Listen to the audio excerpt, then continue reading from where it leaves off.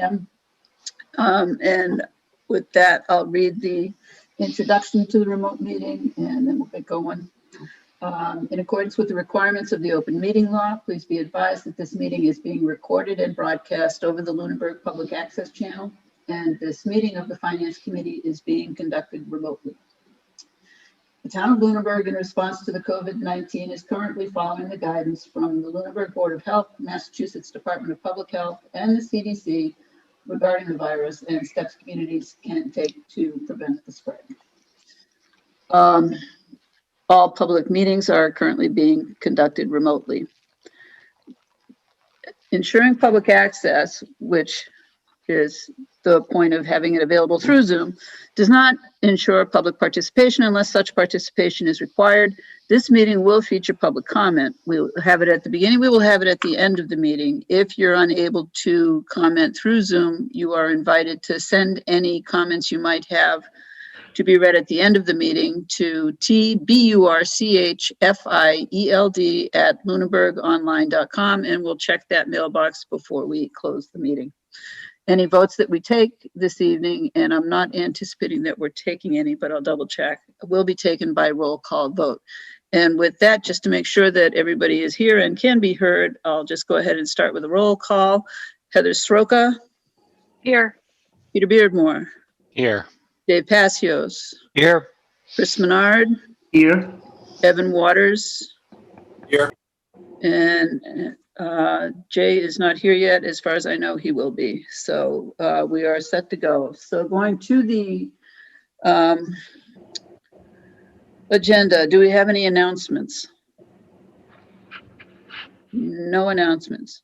Do you, Heather? Yes, go ahead. I just want to, same ones we made at the select board meeting, just a reminder that the community outreach meeting for the proposed adult use retail cannabis facility that would be at 88 Mass Ave, Unit 1, is on February 4th, 2021 at 7 p.m.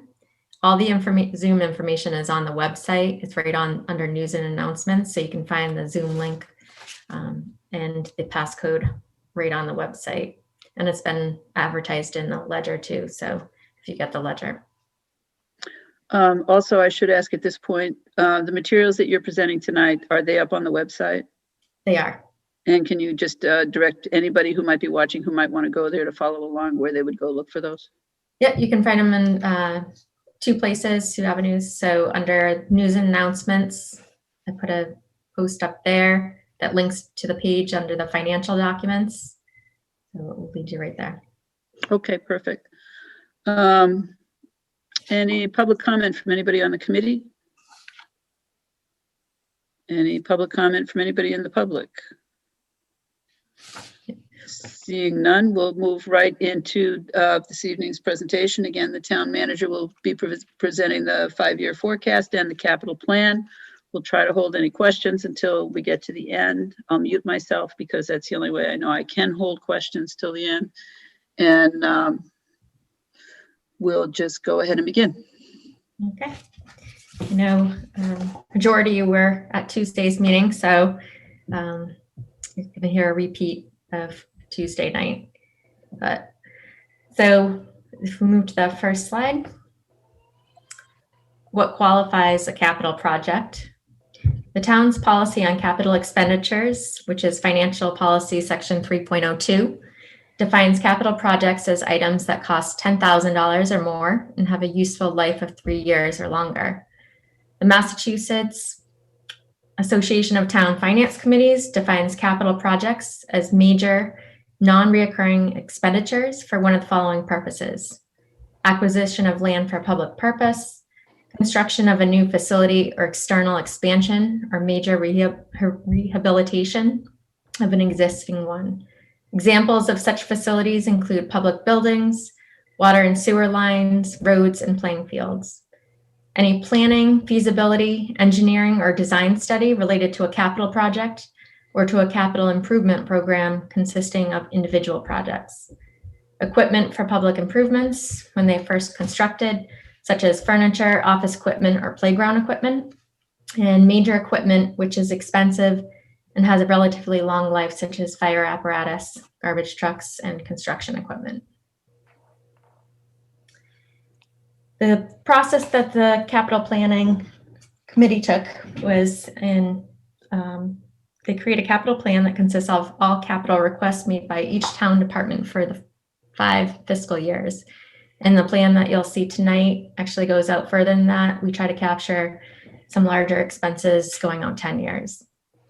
The capital planning committee's first meeting to begin the fiscal 22 capital planning process was on September 9th, and the capital planning documents were sent to departments in October, and the capital planning committee met with departments throughout November and December to review all the capital project requests as a group. The forms which are sent to departments were based on the UMass Collins Center capital planning documents that include various categories such as effectiveness of government, the effect on the operating costs, effect on revenues, whether the project is mandated by the state or federal government, whether grant funds are available, and how the project contributes to such things as economic growth, public safety, public health, and education. The capital planning committee evaluates the capital requests based on these responses to these categories, with each category being assigned a value depending on the response, and the project receives a composite score. The capital planning committee used this information as a starting point for prioritizing projects, but also discuss projects in the context of verbal discussions with the requesting department representatives relative to each project.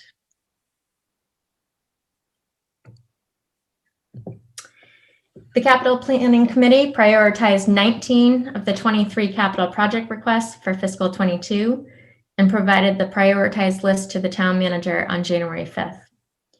Certain projects were not ranked. Certain projects initially submitted by departments were removed due to the department receiving a grant to pay for the project, and one project was removed as it was below the $10,000 threshold. The town manager may modify and/or add to this list of capital projects as part of the proposed budget for the next fiscal year. This capital budget is presented at the annual town meeting, amended as necessary to reflect the will of town meeting, and voted upon. This plan reflects the same projects that the capital planning committee provided the town manager, discusses the prioritization of projects, and amends the cost for 2 of the projects due to new information received after the capital planning committee finalized their prioritization. So going into the fiscal 22 recommended capital plan, the slide shows all the facility requests in fiscal 22. And as I stated, we had 23 capital requests, and that total of the 23 was $2,547,312 for fiscal 22.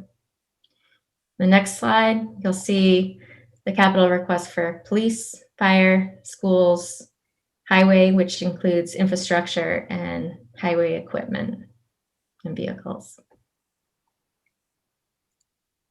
This next slide shows capital projects by category for fiscal 22. So for the fire department, they were 4% of the total. 8% of the requests were from police, 14% of the requests were from the school, 17% of the requests from DPW, 18% of the requests were infrastructure, and 39% of the requests were town facilities. This is the recommendation tonight for at this point in time with the recommended funding sources at this point in time. So the recommendation includes 13 projects, and the funding sources would be from raise and appropriate, $600,000, $688,825 from free cash, and to transfer $211,000 from the special purpose stabilization for a total of $1,499,825. So I'm going to go through the projects by category. The first category being infrastructure. This project also is prioritized very high in the list of capital projects. It would be for the Flat Hill Culvert reconstruction for $428,500. This request is to reconstruct the culvert at Flat Hill And at the June 2020 annual town meeting, funding was approved to proceed with the engineering and design necessary to reconstruct this culvert through the Mass DOT design standards and process. Mass DOT typically does inspections every 1 to 2 years. And in the fall of 2019, the inspection raised the pipe and the head wall and rated it severely deficient, with the urgency of repairs to be addressed as soon as possible. At the follow-up inspection on January 5th, 2021, the inspector raised the deficiencies for the head wall and pipe from severely deficient to critical structural deficiency, with the urgency of repairs raised to immediate. And due to the settlement on the southbound lane, the bridge was reduced to 1 lane. The town is working with our engineer that is doing the design for the reconstruction to submit a small bridge grant application, but funding is not guaranteed. If the town does receive funding through the small bridge grant application process, the unexpended capital funding will be reallocated at a future town meeting. This project is being mandated by the state, is over its reasonable lifespan, increases effectiveness and efficiencies, reduces liabilities, and does not impact the operating budget, and contributes to public safety and environmental sustainability. The next infrastructure project is for the Page Street Culvert Survey design permitting work for a project cost of $20,000. And this request is to perform the necessary survey, design, and permitting for this Page Street culvert reconstruction. The roadway is showing settling that would indicate the failure of the pipe, and if further deterioration is noted, a plate may need to be installed over the road. This structure is over its reasonable lifespan, increases effectiveness and efficiencies, reduces potential liabilities, does not impact the operating budget, and contributes to public safety and environmental sustainability. Under facilities, this project is for the replacement of the chiller unit at the public safety building for $150,000. This project has been on the capital plan since fiscal 2017. The current chiller, which is the unit that provides air conditioning to the entire building, is in imminent failure. The unit is 16 years old and is over its expected lifespan. The unit's had a number of repairs over the years to keep it functioning, but in its current state cannot be repaired without a substantial investment outside the budget, and is not expected to function in its current state in the summer of 2021. As it relates to the unfinished portions of the building, this unit is designed to handle the entire footprint of the building, and the rough plumbing for the HVAC was installed in the second floor when the building was built. This project will increase effectiveness and efficiencies and will decrease annual operating costs due to decreased maintenance cost. Next project under facilities that is being recommended for funding is the ADA ramp construction at the Ritter Building for $127,500. This work will include the engineering and design, for the construction. At the November 2020 special town meeting, the engineering and design work was approved, and that's expected to be complete by the end of this fiscal year. So the next step in the process would be to proceed with construction that will address the lack of an appropriate ADA entrance to the building. And there is no expectation that we'd receive funding through a grant for this project. This project would increase effectiveness and efficiencies, address potential liabilities, improve customer service, make the Ritter building entrance ADA compliant, and would contribute to public safety. Next facilities project being recommended is for the town hall building envelope repairs that were addressed in the Vertex report, with the costs associated with $69,425. This project would be to cut out and replace the sealants between the siding and wall penetrations, which the windows and doors, replace the windows at the basement level, and replace the existing roof and repair the chimney. Items were included in the Vertex condition assessments as needed to be addressed between the fiscal years of 18 and fiscal 20. These envelope repairs will ensure the integrity of the building, reduce the potential liability of leaks, as well as the aesthetics, heat loss, therefore making the building more energy efficient. The next facilities request is for envelope repairs at the Ritter building for $120,000. This project would include removing and replacing the decorative trims and fascia, cutting out and replacing sealants between various materials, such as the windows and doors, and replacing the windows. The bid would include alternates for select roofing repairs, repairing the gutters, brick to mortar repair, which would include cleaning, pressure washing, and repointing the mortar, select brick to brick repair and replacement, repainting of exterior walls, and replacing the wood shutters. The reason that there is suggested to be alternates, and this is an item that I would like as a continuing discussion with the Finance Committee and Capital Planning Committee, is this is one of the projects that came in with estimates higher than originally the project request was for. We went out for a second estimate from the Vertex estimates. And so the total cost for all that work, the architect that we typically use for building projects came in with an estimate of $200,000. So he suggested if we want to proceed, we could put, with the whole project out to bid, we could put in alternates, and he prioritized the alternates in such an order that it made sense as far as the project itself and how it could be phased. So these items were included in the Vertex condition assessments, and they were identified as needs to be addressed between fiscal years 18 and fiscal 22. The envelope repairs would ensure the integrity of the building, as well as the aesthetics, heat loss, and therefore making the building more energy efficient. The next town facilities capital request being recommended is for the replacement of the carpeting at the public safety building for $55,000. This project would replace the original carpet in the public safety building that was constructed 16 years ago. The carpet has reached its expected lifespan, is presenting tripping hazards due to the wear and tear. This project will reduce potential liabilities and will not have an impact on the operating budget.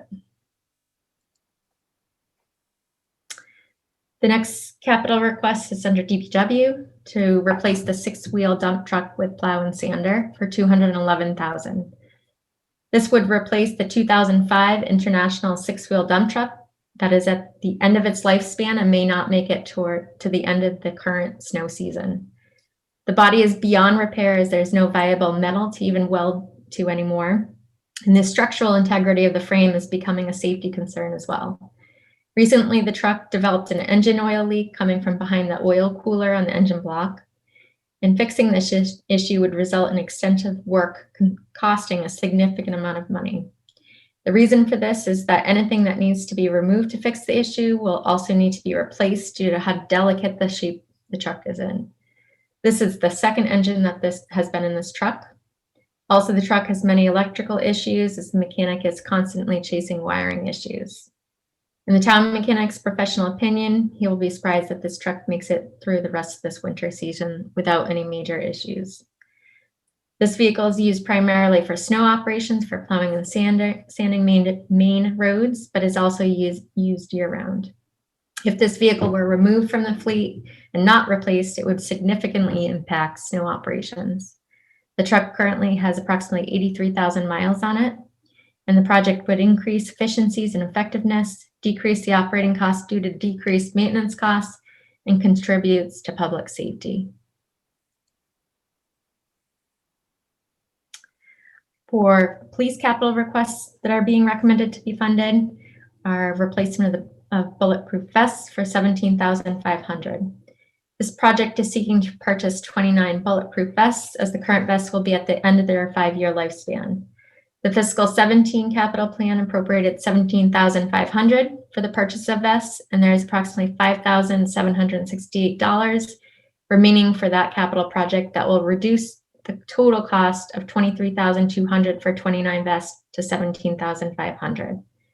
The project reduces potential liabilities, has no impact on the operating budget, and there is a federal grant that half the cost may be eligible for funding, and it contributes to public safety.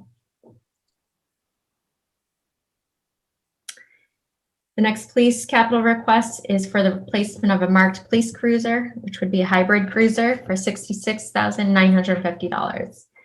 This project would replace cruiser number 209, which is a 2019 Chevy Tahoe. The replacement would be a 2021 Ford Explorer hybrid. The 2019 Chevy Tahoe would become a spare vehicle, which would be used by reserve officers, and they're for added patrols for such things as OUI patrols, click it or ticket campaigns, and other direct patrol events. By the time the vehicle is ordered and outfitted, the current cruiser is estimated to have between 70,000 and 90,000 miles on it. This project would increase effectiveness and efficiencies, reduce potential liabilities, has no impact on the operating budget, and contributes to public safety. Next request is for a second replacement marked police cruiser, which also would be a hybrid for the same amount, $66,950. This would be a replacement for cruiser number 210, another 2019 Chevy Tahoe, and it would also be replaced by a 2021 Ford Explorer hybrid. This project, as noted, the previous slide duplicates what it will contribute to is effectiveness and efficiencies, reduce potential liabilities. It has no impact on the operating budget and contributes to public safety. Under fire department capital requests, this request is for replacement of turnout gear for $100,000. This request is for 20 sets of personal protective equipment for firefighters. This would provide most personnel with a new set of PPE. Their existing gear in most cases could be maintained as a spare set. The fire department's operating budget has been historically funded at $10,000 a year to replace protective equipment. This originally allowed them to purchase 5 sets of equipment per year, but due to inflation, this now purchases only 2 sets of gear. At 30 plus firefighters and a recommended service life of 10 years, the replacement cycle has become unsustainable. In fiscal 2014, an adjustment of capital funds for protective equipment allowed the purchase of 10 sets, which temporarily offset the issue. Another issue is the increasing concern of exposure to carcinogens that are absorbed into the equipment while fighting a fire. While the fire department has the equipment to clean the clothing, many firefighters have no spare set of gear to use while it is being cleaned, and this cleaning cycle can take up to 24 hours in some cases.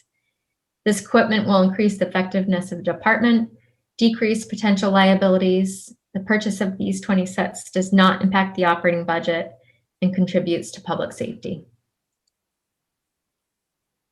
For school requests, this capital project is for envelope repairs at Turkey Hill Elementary School for $67,000.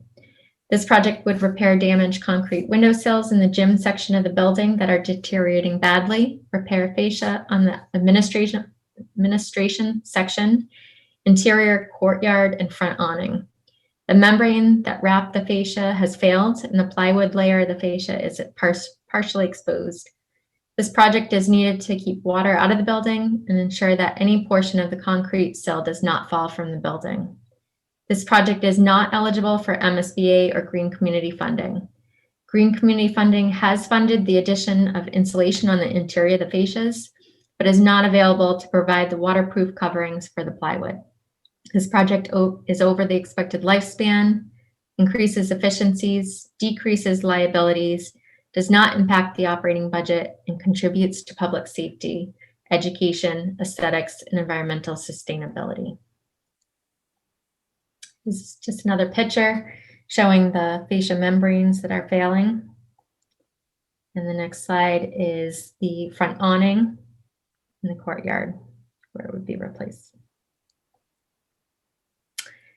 So in discussion about projects that are not being recommended tonight for funding at this point in time, I'll go down the list. And if you have any questions, I just want to briefly summarize the projects. So the public safety building records room is an unfinished space right now. This project would be to make that a finished space and meet all the requirements under code for record storage room. And this was ranked 13 out of the 19 projects that the Capital Planning Committee ranked for a project cost of $175,000. The Marshall Park Master Plan, that was a project for $50,000.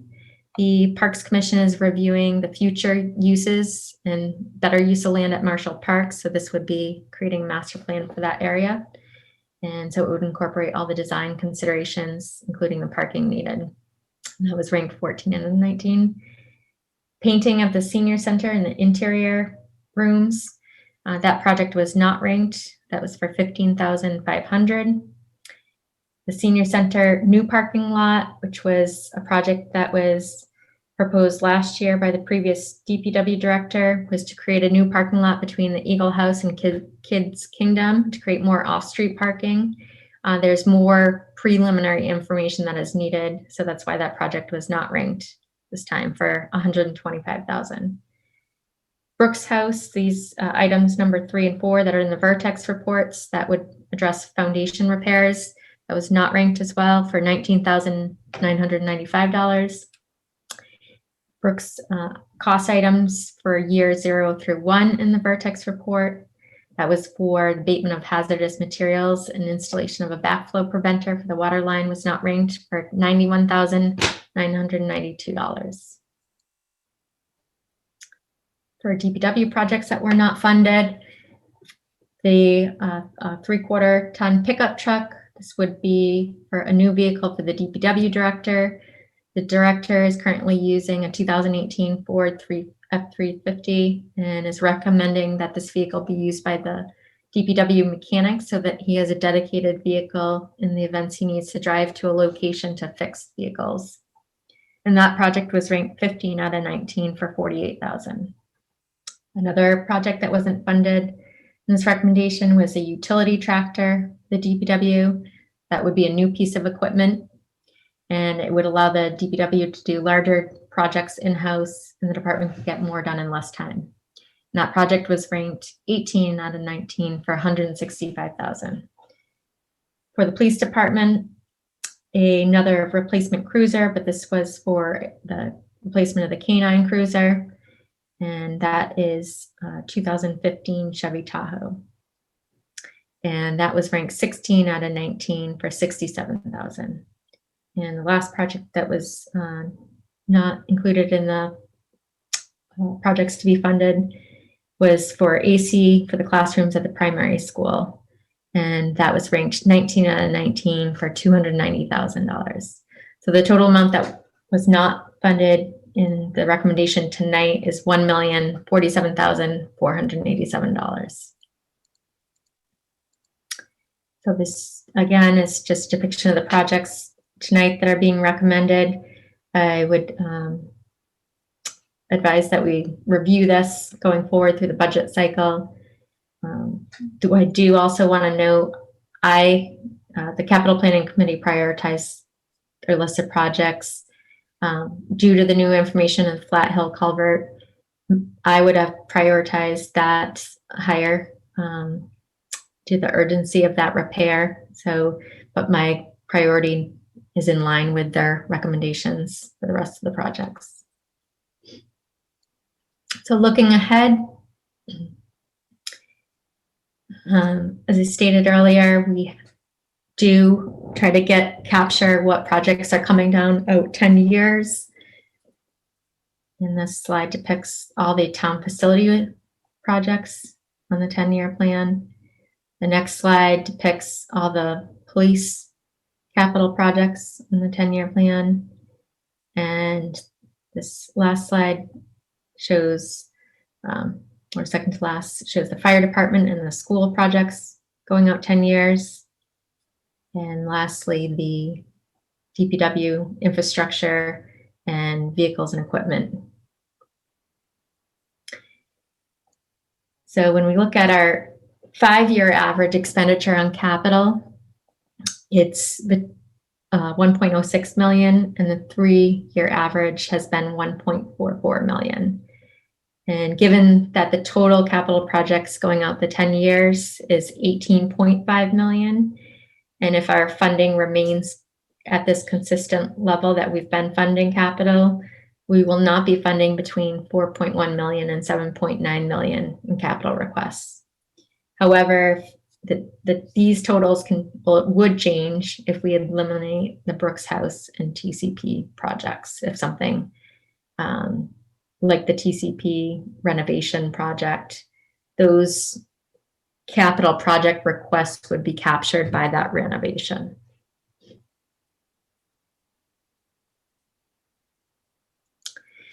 The next slide just demonstrates a scenario of using a foundation of $600,000 from tax revenue and increasing that by 2.5% each year, and a foundation of $500,000 from free cash, increasing it at 2.5% each year, and the use of special purpose stabilization funds for costly vehicles in the years that we have them on the plan. So with such the 6-wheeler, the 10-wheeler, the new ambulance. And also depending on the end use, the Brooks House and TCP building, like I mentioned, if the projects in the 10-year plan for these two buildings were eliminated, it would reduce the amounts needed in the capital plan. But ultimately, there's a financial impact for both buildings. But the end use will determine the extent and affect the decisions that will need to be made regarding financing. So next steps is to reevaluate the fiscal 22 capital plan as the fiscal 22 budget development progresses to see if additional funding can go towards the fiscal 22 projects that were not funded. And because the deferred projects will compound the amount needed for capital in future years. There should be consideration of adoption of a policy that dedicates a portion of the budget for capital outlay to have a consistent amount dedicated towards capital. Tax revenue is a reliable source of funding as opposed to free cash, which can fluctuate. And this will help establish a baseline for funding future capital budgets. Plan on using the special purpose stabilization fund for in all the years that we have such items as the 6-wheeler, 10-wheeler ambulance, unless there were sufficient funds through other regular sources, such as tax revenue, free cash, or unexpended capital. The current balance in the special purpose stabilization fund is approximately $1.2 million. And once a plan for the Turkey Hill Elementary School and the TCP building are known, this will determine the need for the capital projects for those two buildings in the 10-year plan.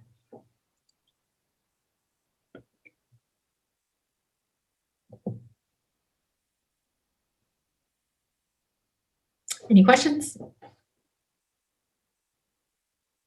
I just have on the screen that showed the 2.5% increase of the $600,000 base over time, plus the anticipated use of free cash, and then showing the shortfall. Does that mean that shortfall is against what the total requested items were? So that doesn't show up on the chart. So, or did it?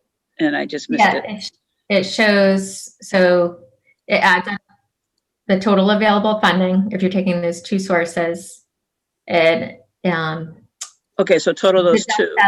So the total capital plan up above in that, Neil, if you can go down to, one. Right there, yeah. This slide. So the total capital plan at the very top. Oh, I see. Okay, yeah, I looked right past that. Thank you. You're welcome.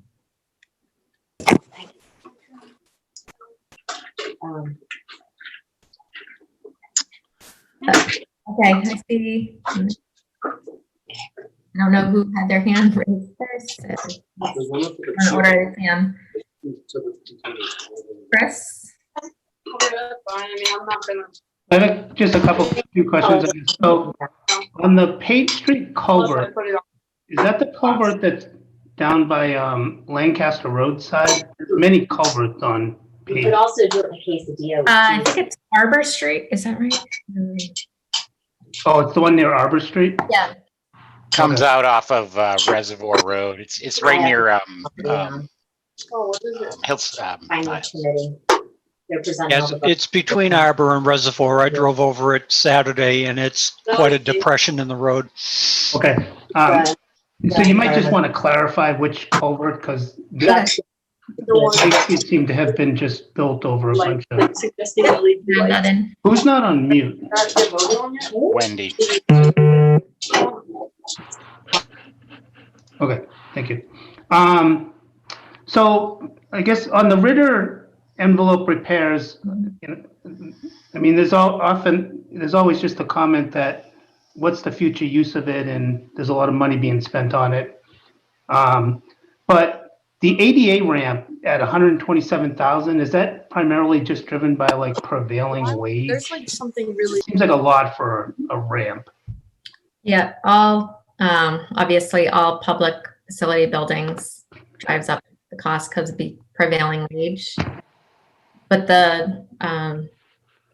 I think there is a lot of design aspects that tie into that front of that building that make it a more complicated project as well.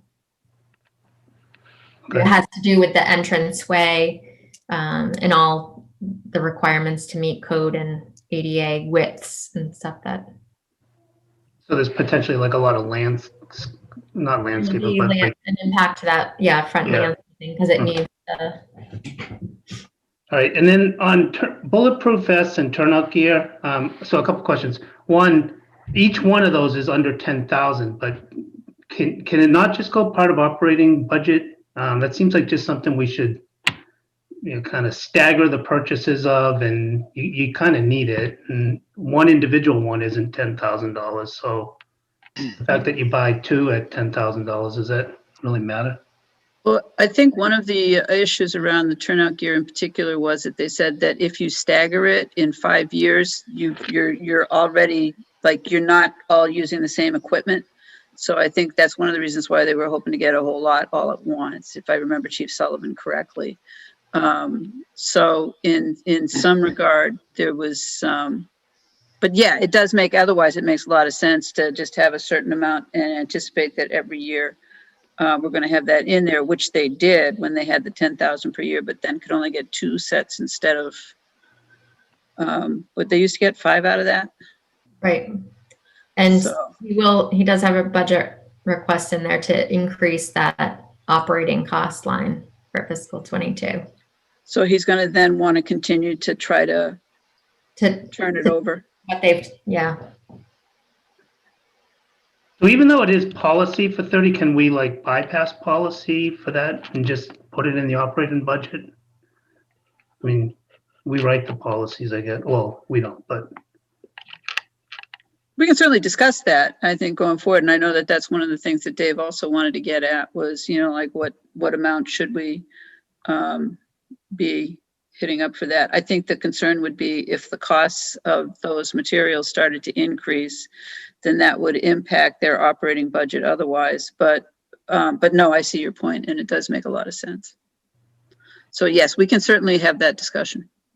otherwise you just like every 10 years, you got this 150,000 for turnout gear and bulletproof vests that kind of hits you all at once that, could more easily be spread. But, all right. And then Brooks House, I mean, if you look at these numbers in the 10-year and, you could tear that building down and build a brand new one, for probably less money than just the repairs. And what is there, just one office there right now? the school facilities director's office is there. And is it intended that if TC Passios were to go forward, that he would remain in there? I do not know. I believe, and maybe Dr. Burnham can address this. I believe that office space was included in the TCP, but I don't have the plan in front of me. That's correct. Thank you. Okay. Okay, and then the, so on the 10-year forecast, that seems a little incomplete. Like, for example, I saw in the school's presentation online that, they have a near-term need for, diamond fields on their envelopes, but I don't see it in the plan. So is there a way of getting maybe to a more comprehensive one? You can even see like the numbers trending off over time. Yeah, no, I would agree. I think that would be the goal, to capture more things that should be on a 10-year plan. This only captures what we receive requests for. Okay. So, but I agree. All right, and then, the other thing that's out there is we keep talking about Turkey Hill Elementary School here, but if we were to do a building project on that, there's also going to be a need for a temporary building, so that would have to be factored in somehow into these plans as We well. really don't know how that would play out. Well, what do you mean? We should know how that's going to play out if we're going to propose. We don't know if this would be a renovation, an extension, a replacement. If it was a replacement, if we would use the current footprint of the existing building or build it out behind the existing building. I mean, there's a variety of different scenarios that would need to be determined or explored. Yeah, I'm just saying that, like, my vote on, the TC Passios is going to be in, knowing what the comprehensive plan for all of this is. And I know a lot of people around town saying the same thing, so we should have a plan for that. But there, Chris, there's a process there that we need to go through, and the process would go along a timeline that would align to when we were to make that replacement decision and ultimately build the building. And as we've discussed, that's a process that is likely going to commence 3 to 4 years from now for a decision maybe in about 5 or 6 years from now.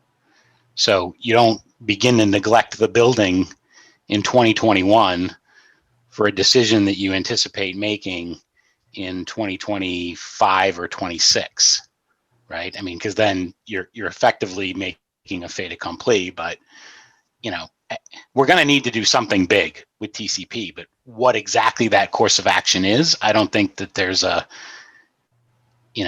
there isn't a plan of record yet on what that thing is. Yeah, and I'm saying that I think that plan of record is critical to a lot of these decisions that need to be made. And when you're looking at the decisions on here being 40% or something, I forget the number on the pie chart of it being facilities related, It's you got to 39. make smart, what was it? 39. 39%. Plus the school kind of bumps it over. Yeah. And then, the other thing, I think my last point is, when you met with Senator Cronin and Rep. Sena, maybe one thing that should be on their mind is to eliminate this prevailing wage so that local government can be more effective in what we do. So I can't tell you how many times I've asked about that over the years. I'm going to Good say luck with that. annually anyway. Our Yeah. legislature is Yeah. run by people who would not let that happen, I don't think. But Yeah. good luck. well, then put it on the forefront, because I don't know, whatever. But Yeah, no, I guess ultimately my big point is we need a master plan for these buildings before we make these, 40% of our budget plus potential overrides kind of decisions. So. Right, and I think, and I certainly get your point about, like the vote on Passios being dependent on, if the potential was there for a space to be needed to put students from Turkey Hill. People will vote against the Passios renovations, thinking that that takes away an option if they don't know that the option was never to just move them from one location to another during the renovation. And I think, so I certainly understand that, yeah. Peter. Hi. So I just want to preface this with, I did watch a few of the capital planning committee meetings, and I think that the capital planning committee this year did excellent work in going through the process of calculating the priorities here. And I generally agree with the decisions that were made. One observation though that I have, and I think it has a lot to do with the age of the inventory of the facilities, but the school department requests amounted to 13%, and that which is funded amounted to less than 5%. And there'll be one capital item if this current list goes as proposed for the school department.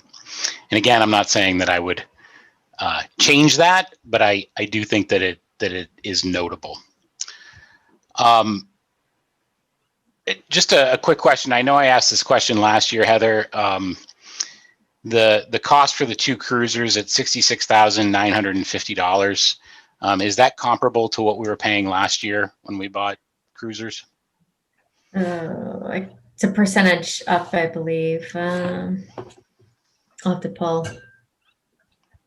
Okay, it's not urgent. And then the other question that I had relative to that is that a fully outfitted cost, or are we recycling radios and anything else in those vehicles? That's fully outfitted. Yeah, because those two, the vehicles that they would replace, they just go into. They're still in the fleet, but they're used by reserve officers. Okay, right. Okay, understood. The discussion around the canine vehicle. I recall that you had mentioned in your presentation that we deferred last year because of the green communities issue. We're deferring again because of a low priority issue.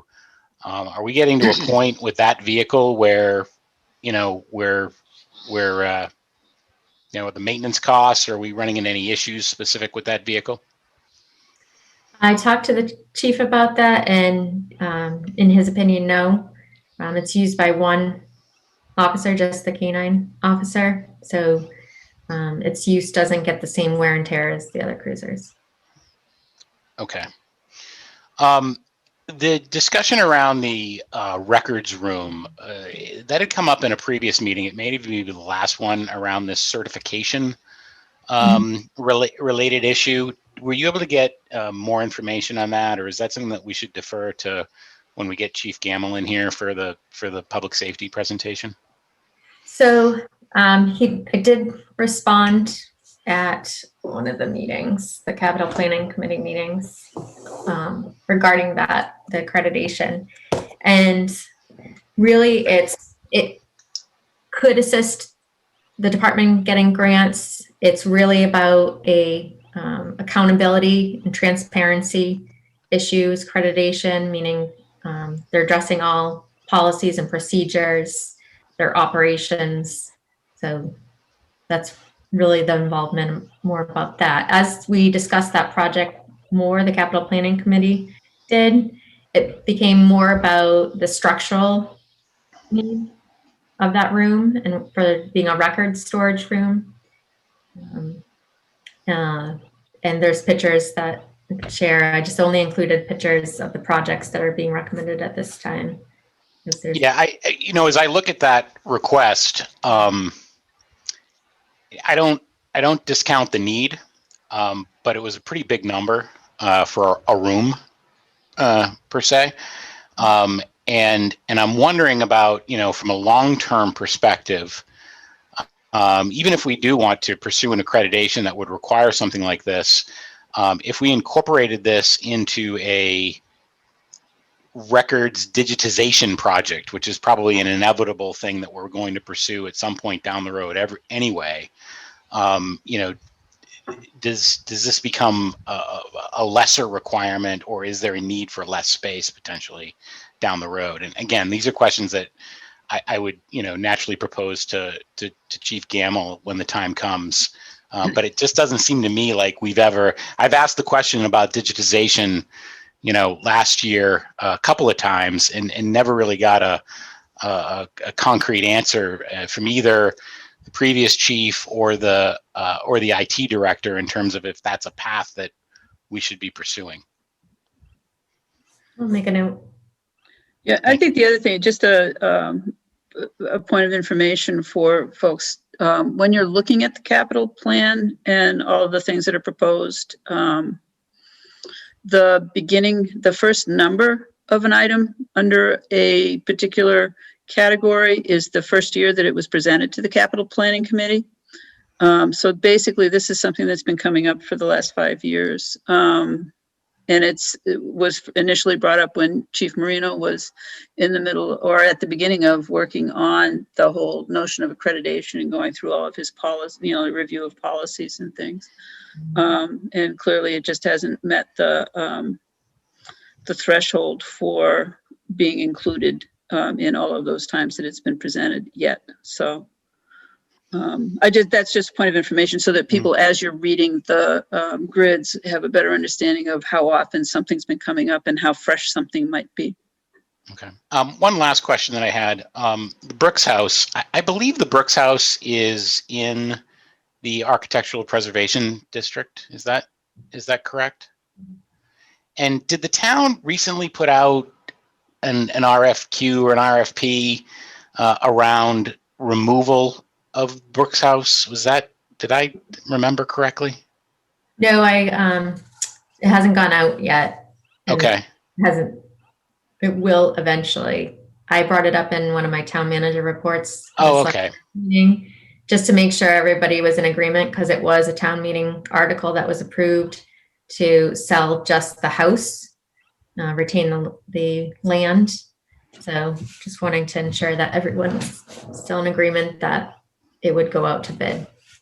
Okay. And then with respect to the APDC issues, are we at a point where there's a demolition by neglect issue with that building? I mean, we haven't really done anything to maintain it substantially in the last several years, right? John Londa would be able to answer what type of maintenance has been done to that. Actually, and maybe Karen Rochu could, because all that cost would go through the account, that special account that's for the TCP and the Brooks House for the maintenance. But to my knowledge, no major repairs. Okay. I think I mentioned in our last meeting, with respect to the old primary school, I kind of have a problem with the APDC holding us to demolition by neglect to the old primary school, but I think I feel differently about the Brooks House. I mean, that is a legitimate historical building. It's very old, and despite our inability to find a use for it where it sits, it was there before we built all this stuff around it, and I think that does deserve some level of consideration as we figure out where maintaining that building, which is the town's responsibility for the time being, sits in our list of priorities. Okay. Are there anything else on the capital plan? I did appreciate all the pictures. I did understand everything that was being presented to town meeting, so that was helpful. Thank you very much. And I thought actually all of the information presented was very helpful. So with that, I think it's probably safe to move on to the 5-year financial forecast.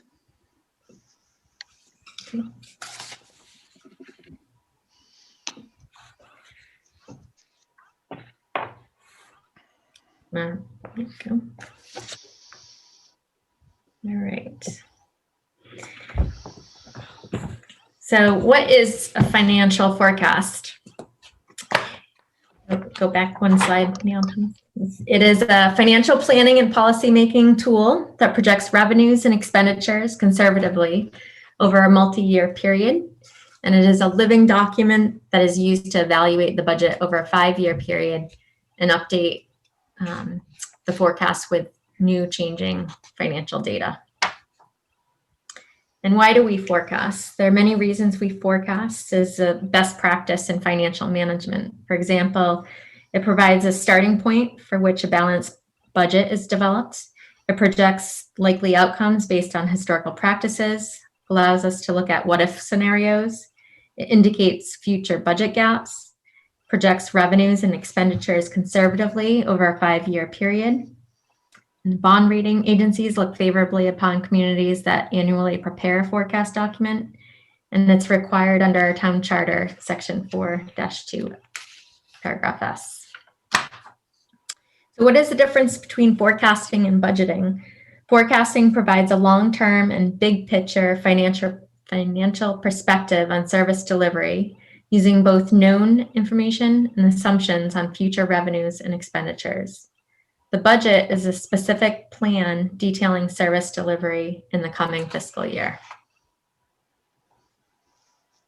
The goals of forecasting are to gain a long-term perspective and basis for planning, determine whether fiscal problems are on the horizon. It gives the town time to plan for change, whether that is favorable or unfavorable, and it reinforces the need for long-range considerations during the annual budget process. The key concepts in forecasting are to use reasonable, conservative assumptions that must be evaluated and updated each year, that it represents the community's projected financial position, that it serves as a tool to evaluate the impact of various budgeting decisions and policy choices over time, that is a living document that can be adjusted, and that once you develop baseline projections, the underlying assumptions can be adjusted to address issues, and that a forecasted shortfall needs to be examined and does imply that some action needs to be taken, or at least planned, to avoid the financing problem, and that the action is to balance the budget and raise revenues or reduce expenditures. The tools and guides that are used for forecasting include Mass General laws, town bylaws, and other generally accepted standards, financial policies, historical trend analyses, debt service schedules, union contracts, employment contracts, the salary administration plan, and determined assumptions. The current financial policies that are used as a guide include the exempt and non-exempt borrowing and debt burden, that our regular debt is no more than 4% of the regular tax levy, that the total of annual debt for exempt debt is no more than 11% of the tax levy, and the net of exempt and non-exempt is no more than 14% of the levy. The stabilization fund account, that we deposit funds from free cash in order to maintain a minimum balance of 5% of the current fiscal year's omnibus budget, and that we prioritize free cash as first depositing funds into the regular stabilization account according to the policy, fund non-recurring expenditures, otherwise capital, deposit funds into the OPEB trust fund, and deposit funds into the special purpose stabilization fund. That we follow our capital planning policy, which are for projects that cost $10,000 or more and have a useful life of 3 years or more. And for OPEB funding, that we deposit 10% of the certified free cash from the previous fiscal year. Also used as a guide is looking at historical data to see what type of trends and revenues have occurred over periods of time. And by looking at historical data, it can also predict future trends. The forecast includes current union contracts, the salary administration plan, increases for non-union employees accepted by town meeting vote, and current employment contracts that are in effect. And the forecast includes other known contractual increases, and it uses only existing debt service schedules and allows us to project what available capacity there is to take on new debt. When assumptions are made, we use data obtained from all sources mentioned previously to make assumptions that relate to revenues, which include property taxes, state aid, estimated local receipts, other available funds, which include stabilization funds and use of free cash, and expenditures, which include all operational costs to provide equivalent staffing levels as fiscal 21 and related expenses for the existing programs. The fiscal 22 through 26 forecast includes the long-term staffing plan for the police and fire and provides a scenario for staffing increases for the Lunenburg Public Schools. On the expenditure side, it also includes the debt service, assessments for regional services, pension costs, health insurance, life insurance, general insurance, deposits into the OPEB trust fund, the reserve fund, and depositing funds into stabilization and state assessments. Now, when we look at the revenues, when forecasting revenues, there are both known figures and assumptions used. We start with property taxes, and we know the starting levy limit, which is the prior year tax levy. We add 2.5% to comply with Proposition 2.5, and we add new growth. And the estimate for fiscal 22 is $280,590 as provided by the principal assessor at this point in time, and is $300,000 in this forecast for fiscal years 23 through 26. Property taxes also reflect the added taxes from Bright Farms, the TIF agreement for the years fiscal 23 through 26. Debt exclusions are added to the tax levy limit and are known figures per the debt schedule at this point in time. And the forecast for fiscal 22 through 26 increases or decreases the debt exclusion amounts each year to account for exempt borrowing. In terms of state aid, the forecast for fiscal 22 level fund state aid from fiscal 21 and fiscal years 23 through 26 assumes a 2.5% increase from the previous fiscal year.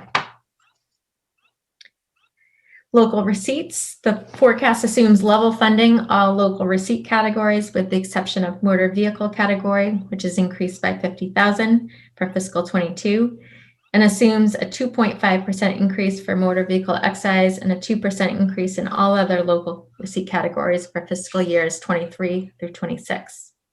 In other available funds, the forecast for fiscal 22 uses $969,243 of our certified free cash.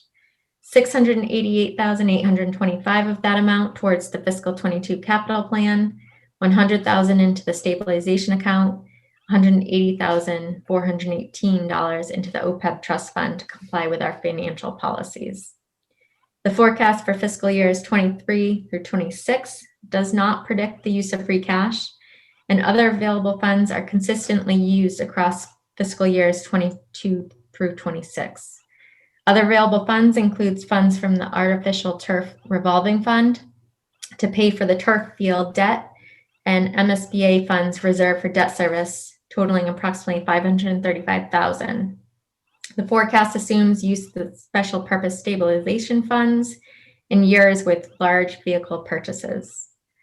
The forecast for all 5 years assumes no draw on the regular stabilization account and assumes no new borrowing.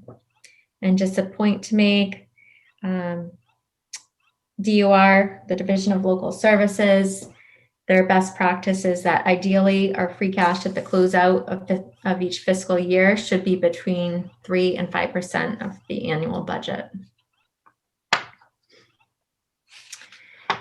This slide demonstrates the previously discussed revenue assumptions for property taxes, new growth, and exempt debt. The state aid revenue projection in the financial forecast level funds state aid in fiscal 22 from the final 21 state aid figures approved by the state at the end of November and uses a 2.5% increase for fiscal years 23 through 26. The governor will release his budget for state aid for fiscal 22 on January 22nd. And this is subject to change until the final state budget is approved. And outside of this previous fiscal budget is typically signed by the governor in July. State aid includes Chapter 70 funding for schools, unrestricted general government aid, 40S smart growth funds, and other funding and reimbursements. Revenue from the MSBA reimbursement, we received $474,239 from the MSBA for the construction of an old school, and this will end in fiscal 23. Locally generated revenues other than real and personal property taxes include motor vehicle and other excise taxes, pilot payments, penalties and interest, charges and fees, investment income, and miscellaneous receipts. This slide demonstrates the $50,000 increase in fiscal 22 in motor vehicle excise and level funding all other categories. For fiscal years 23 through 26 includes a 2.5% increase for motor vehicle excise and a 2% increase for all other local receipts. We have unofficially adopted a policy of earmarking an additional $50,000 a year of additional motor vehicle excise taxes we receive towards increasing the appropriation on the expenditure side for pavement management. The actual receipts for local receipts in fiscal 20 was approximately 8% higher than the estimate for local receipts, and we received approximately 8% more in actual motor vehicle excise receipts than our estimated motor vehicle receipts in fiscal 20. The actual receipts for local receipts in fiscal 19 was approximately 10% higher than our estimate, and we received approximately 14% more in actual motor vehicle excise than our estimate in fiscal 19. By continuing to keep our estimates conservative for local receipts, the difference between estimated and actual receipts contributes to a positive certified free cash amount at the closeout of the fiscal year to pay for capital items, put towards regular and special purpose stabilization accounts, and helps fund our OPEB liability the following fiscal year. This has been demonstrated in the last few years that we've been able to address our backlog of capital projects that were deferred for years and be able to contribute to our OPEB liability and build up our reserves that we rely on to keep a stable budget.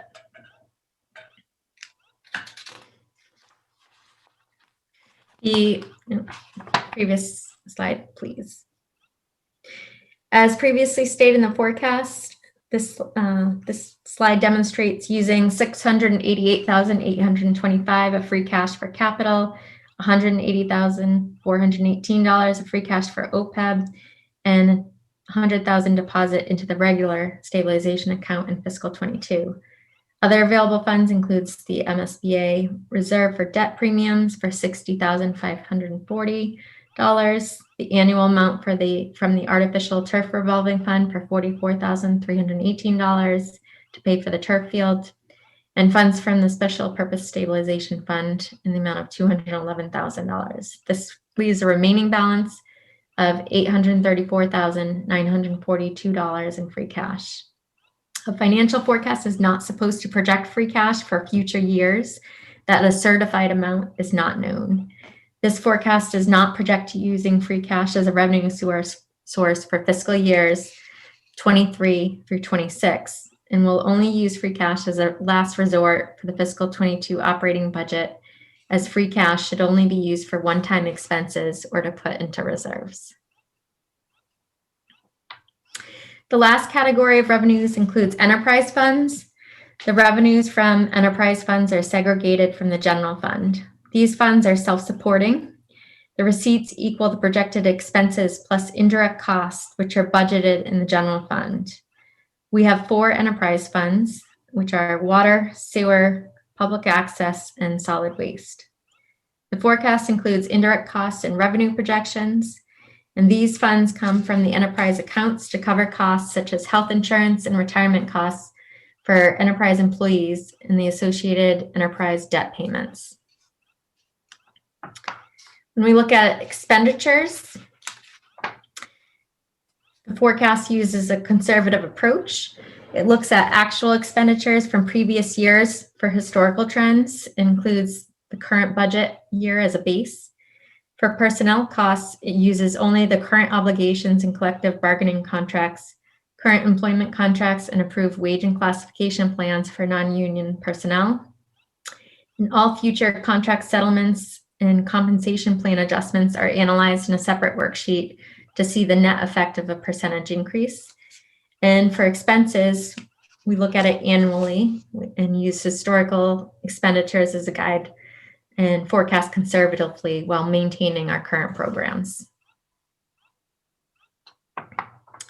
Expenditure categories include personnel and expenses related to providing the same programs and staffing levels, which includes contractual obligations with the exception of long-term police and fire staffing plans.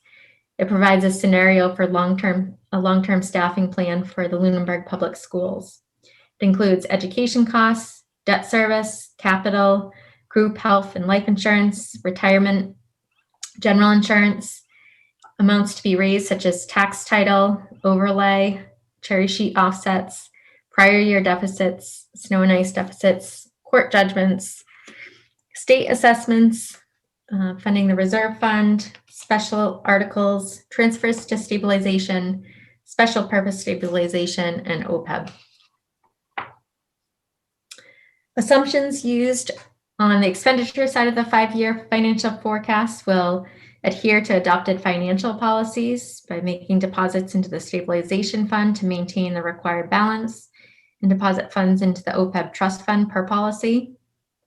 The forecast for fiscal 22 reflects target budget figures that departments were asked to meet when developing their budget.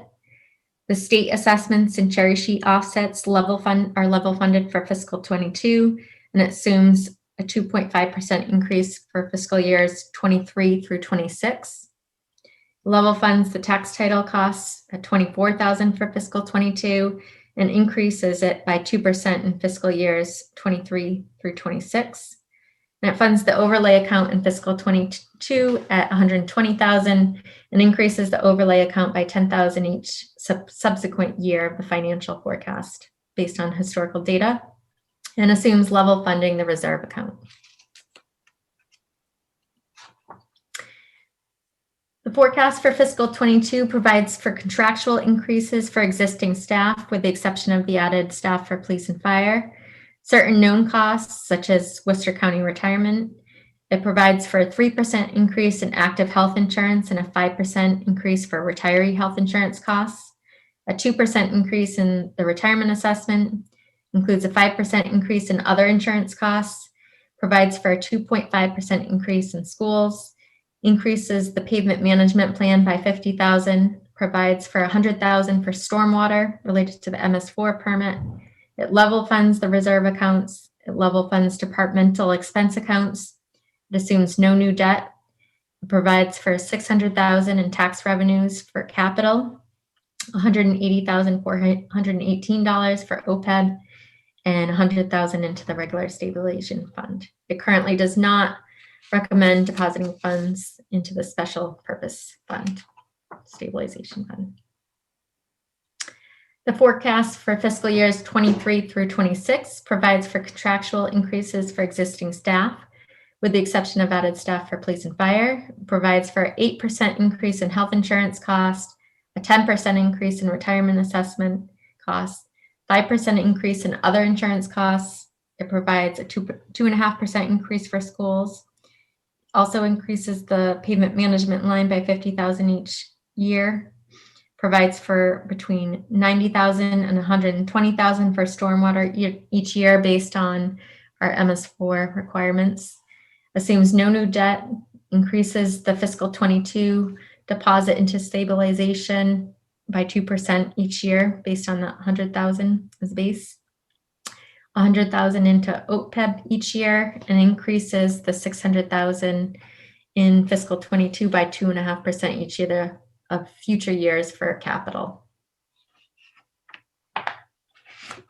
This slide is a snapshot of each category of expenditure, showing forecasted amounts for fiscal years 22 through 26. And outside of the assumptions already discussed in previous slides, the forecast for fiscal years 23 through 26 assumes 2% increases in operating expenses, a 2.5% increase in state assessments, and increases the overlay by $10,000 from fiscal years 23 through 26. This slide is a snapshot of our debt schedule. These are known figures at this point in time that indicate our capacity to take on new debt according to our financial policy on exempt and non-exempt debt.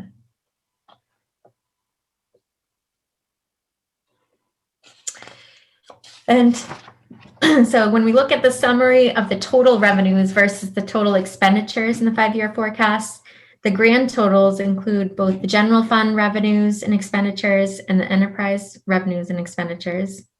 And as noted in fiscal years 23 through 26, it projects deficits that grow each year. And this can be largely explained by using revenue projections in fiscal years 23 through 26 that do not assume the use of free cash, but on the expenditure side has projections that would be offset with free cash.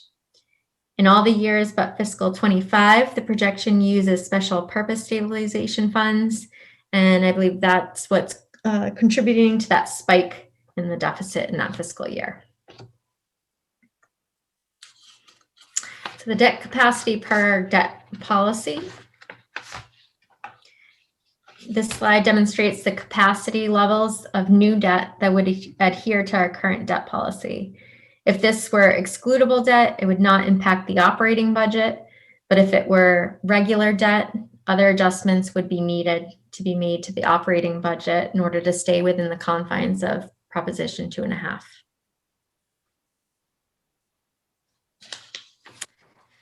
So I put together a scenario of the impact of a 2% cost of living adjustment on all the agreements that will be expiring over the 5-year forecast for union, non-union, and employees with employment contracts. So we have certain employment contracts that are expiring this fiscal year, and the clerical, fire, and DPW union contracts expire this fiscal year. So this slide shows that impact of each year.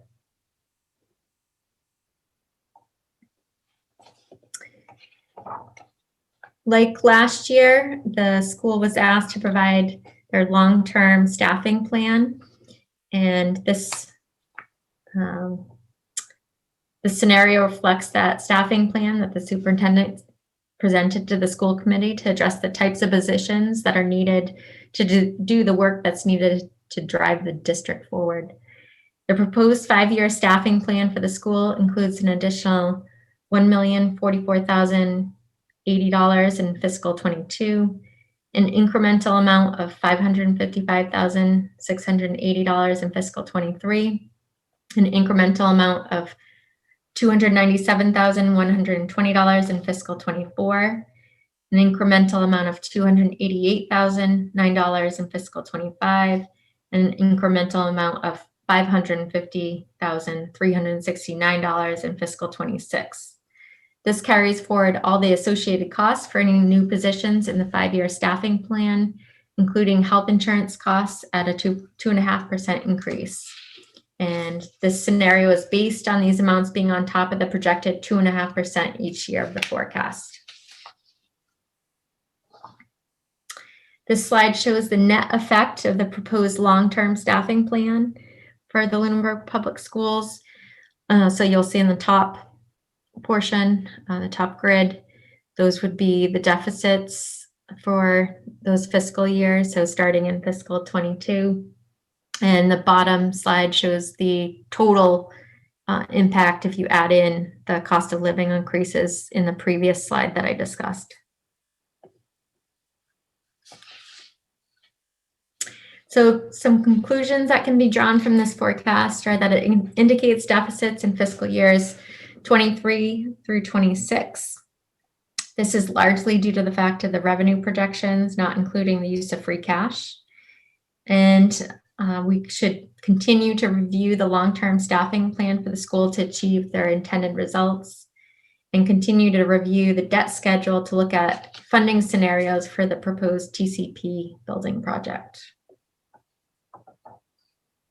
As part of next steps, to continue having discussions on the assumptions and scenarios, we also need to firm up our revenue estimates for fiscal 22 when we receive the governor's fiscal 22 proposed budget, update the insurance figures when we receive the insurance rate range at the end of January and renewals in mid-February.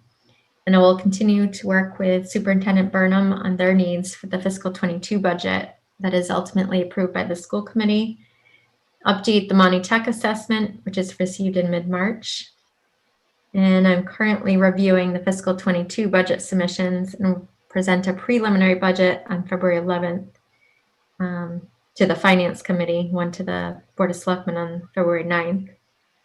And the Finance Committee and the Board of Selectmen will hear budget presentations from departments starting in February up until the mid-March time. And the annual town meeting is on Saturday, May 1st, 2021.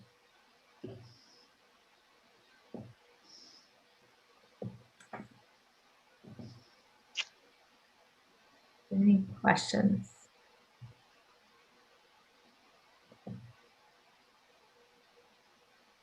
Terry. You're muted, Terry. I have my hand up, but I'm muted. I'm sorry.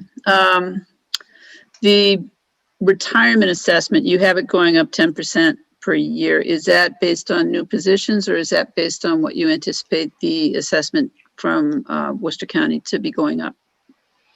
That was based on historical data, which we already received our fiscal 22 assessment, and it was only a 2% increase, which was very good news, which both Karen and I were surprised at. Last year's was a little over 10% increase in assessment. Okay. And then basically, I know part of the assessment is to meet the liability going forward. I can't remember if there was a period of time that we were carrying an additional amount that at some point might drop off. I think that's, and maybe Karen knows this, but I think it's 2031, if I remember. Oh, I'll be gone by then. Oh, that's right. Yeah, I remember now. But I do remember that when I do remember when they came in and said that we were going to have to pay an additional amount that was a surprise that year. And then, but then when I saw the 10%, I wasn't sure if it was also related to the new positions. No. Because we will be, I'm assuming, adding the police and fire on as we go, as was originally projected. That's pretty true? Okay. That's the only question I have. Thank you. And I think Peter has his hand up, so. Yeah, just a couple of questions. Comments first, I think, as we look at the current budget year, and obviously this will be for further discussion in early February, the current budget year, assuming that the governor doesn't substantially underfund Chapter 70 in particular, I think it doesn't look like a terrible year considering what we've gone through as a society and over the course of the last year. But knock on wood, we just don't know yet, but we'll know a lot more in the coming weeks and months. What's alarming are the out years when we look at the debt that we're likely going to need to take on to deal with TC Passios and Turkey Hill. We really got to get our heads around that policy, and I know that I've been kind of delinquent in getting that project together. And I'm wondering if it might be worth. We had talked about whether or not we're going to meet next week, and I don't even know if it's possible, but scheduling some time with our financial consultants to really talk about that as a committee. And I don't know where we're at on the TCP building committee in terms of getting a number, but we just need to throw one out there. We have a projected number for TC Passios based on state guidelines, but I think we need to have that discussion around credit ratings and borrowing costs and that kind of thing with our financial consultants pretty close to as soon as possible. I'm concerned just because, as you look at the projected deficits, you could cover them more or less with free cash in the out years when you look at just the town side of the budget. But when you look at the school side of the budget, and I can tell you, I've been hearing it for a year and a half now from the superintendent. We heard it again last night in the budget presentation. There are some serious issues that the school department is going to need to take on, particularly coming out of COVID, that they're just not structured financially to deal with, and we got to figure that out. One technical question that I had: the scenario that you ran, Heather, of the 2% increases for the expiring contracts. Mm-hmm. Were those figured into your forecast roll up on slide 29, where you showed the deficits on the town side? Was that scenario run in there, or are increases not included in those projected revenues versus expenditures? It's not demonstrated on that slide, but it would be easy to add those back in. Because you're taking, so if you go to slide, the one with the school.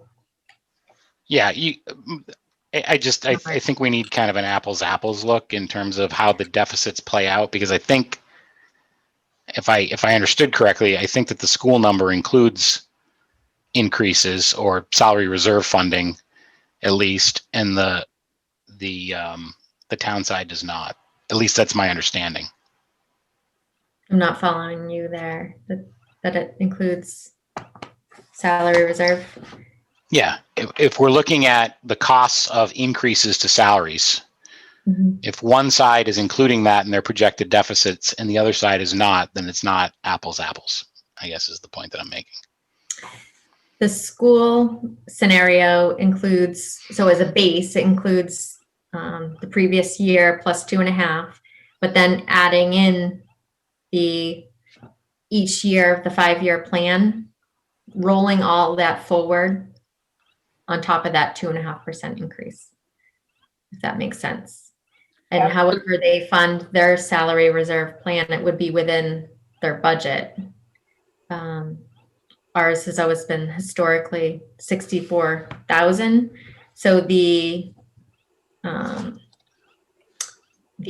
COLA impacts, if you look at that slide, are covered by the first year costs essentially. Are you talking about, Peter, just across the bottom of the school page, it had the COLA adjustment or the Yep. effect of that? Mhm. Are you talking about that being wrapped in? Or Well, are you talking about positions? no, I'm just talking about the costs. So when you look at slide 36, I believe, right? Which includes the shortfall after COLA Mhm. at the bottom of the slide. There's no equivalent to that, and it would be pretty easy to do, I would imagine, on slide 29, where we show the deficit for the town side. Yep, it would be easy to do. All you would do You is just add the COLA increases to the deficit number, I would imagine, right? and subtract out the 64,000 because we would offset those increases by the salary reserve account. Okay, I understand. Okay. All right, that's helpful. Okay. Chris?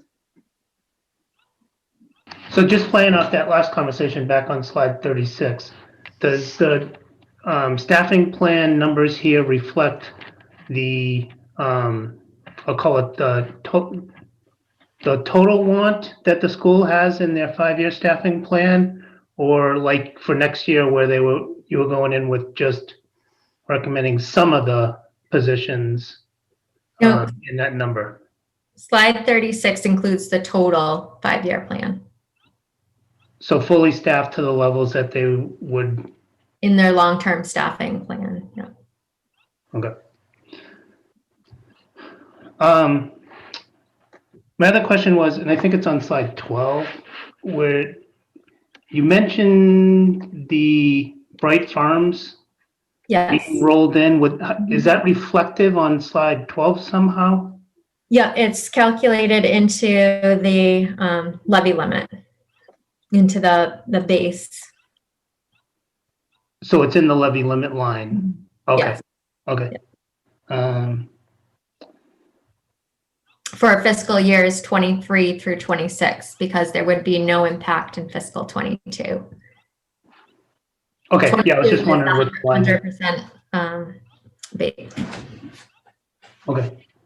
And then just, on the salary front, has the town looked at going to other compensation plans that aren't traditional pensions?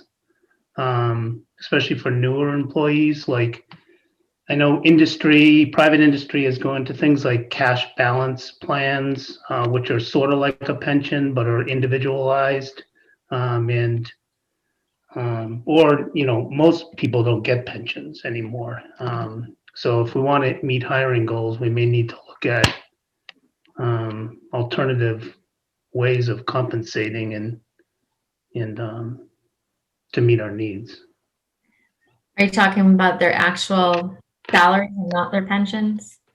Well, the salary lines includes the pension obligations associated with pensions, right? No, the pensions would be captured by the Worcester County Retirement. Yeah, that's in a completely different line. It's not by by department. This would When be you get- strictly wages. And I think the other issue you run into is so being part of, as a municipality, the contributions to pension are pretty much a county. They participate in the Worcester County assessments. But the other thing is that if any school teachers and things like that are contributing to the Mass Teachers Retirement Board, and those do not have a town side contribution. That's basically it's state. The state actually supplements the Mass teachers instead of the town. And So we on don't- like slide we don't pay 26. payroll taxes either. Well, you mean, meaning what? Because my understanding is because the teachers participate in the Mass State Teachers Retirement Plan, we don't pay FICA. payroll taxes, FICA. as a Okay, town yeah, either. actually, yeah, we don't do that for the other employees either. Right. The Worcester County, Right. yeah, the town contribution is to that instead of Social Security. This is a pay me now, pay me later. I mean, I agree with you, Chris. The problem is that when you look at the alternatives, they're not necessarily better. You know, Well, it's also, I think the question goes to the largest portion of salaries probably in the town is probably the teachers or the people who are on the Mass Teacher Retirement Board. And again, that becomes a state liability, which is also not good, but it's not doing anything to the bottom line for the town. Like But on I also, sorry. no, I'm sorry, go ahead. So like on slide 26, you say a 10% increase in retirement assessment. Mhm. What do you mean? What does that mean then? So every year, Worcester County sends us what our assessment is going to be that we have to pay on July 1. And that's basically, yeah, and that's based on all of those employees who are townside employees. And yes, that's a contribution towards their pension, which would be the equivalent of a FICA tax. And Karen Brochu can maybe answer more in-depth questions about that. And I also, and that's why I was also asking earlier about whether the 10% included any new positions. So again, when we add a firefighter or a policeman, then that amount goes up. And I'm not sure if does it also, because we have recent retirements, is that something that also affects the contribution rate, or it should not? No, I don't believe it. I believe it should not. Yeah. And I believe it's all 2 years behind when they do their calculation too. So it's not like from payroll costs last year. I believe it's 2 years prior. Yeah, I think we can also pull that out again for a little deeper look when we actually look at the budget and how much has been, what the number actually is for Worcester County and what 10% actually equates to. Mm-hmm. That's part of one of my, budget slides during the discussion. Yeah, and then I know this is maybe a tough year to ask for this, but the what if analysis on new Turkey Hill School in here, new TC Passios, all the big projects that could come into play, the next 10 years would probably be a good what if analysis. Mm-hmm. And I know we don't have all the costs, but we know what the primary school cost recently. We know what the high school, middle school cost. So I think we could get at least ballparks. Well, we have I worked with the superintendent, Mr. Cassidy, last summer to come up with a agreed projected out cost on Turkey Hill. So we have an accounting cost, if you will, for what that would potentially cost I believe we ran it for 2026, but we could certainly move it in or out a year and make those adjustments. What we don't have yet, I don't believe, Mr. Passios, is a number on TC Passios yet, which is becoming a source of serious concern. Supposed to be, I was told by the architect that by the 26th, they'll have a cost estimate. At least as a 26th. starting point for the committee to dive into. That's 26th of this month. Yep. Do you have more, Chris? Nope. Evan? I just had a quick question about the increases for the school personnel. Is that based on what the current collective bargaining contracts are? So we have the superintendent on. I would ask if all those questions can be directed to the superintendent. Okay, Superintendent Burnham and Mr. Cassidy is on as well. And I'd ask Mr. Cassidy to verify that that is or is not in that projection that we provided to the town manager. Repeat the question. I want to be clear that I think I've got the question correct, but could you repeat the question? Just asking if, oh sure, no problem. Just asking if the projections for the entire, for the 5-year plan include, for all of the increased personnel expenses, if those are based on the current collective bargaining contracts that exist now.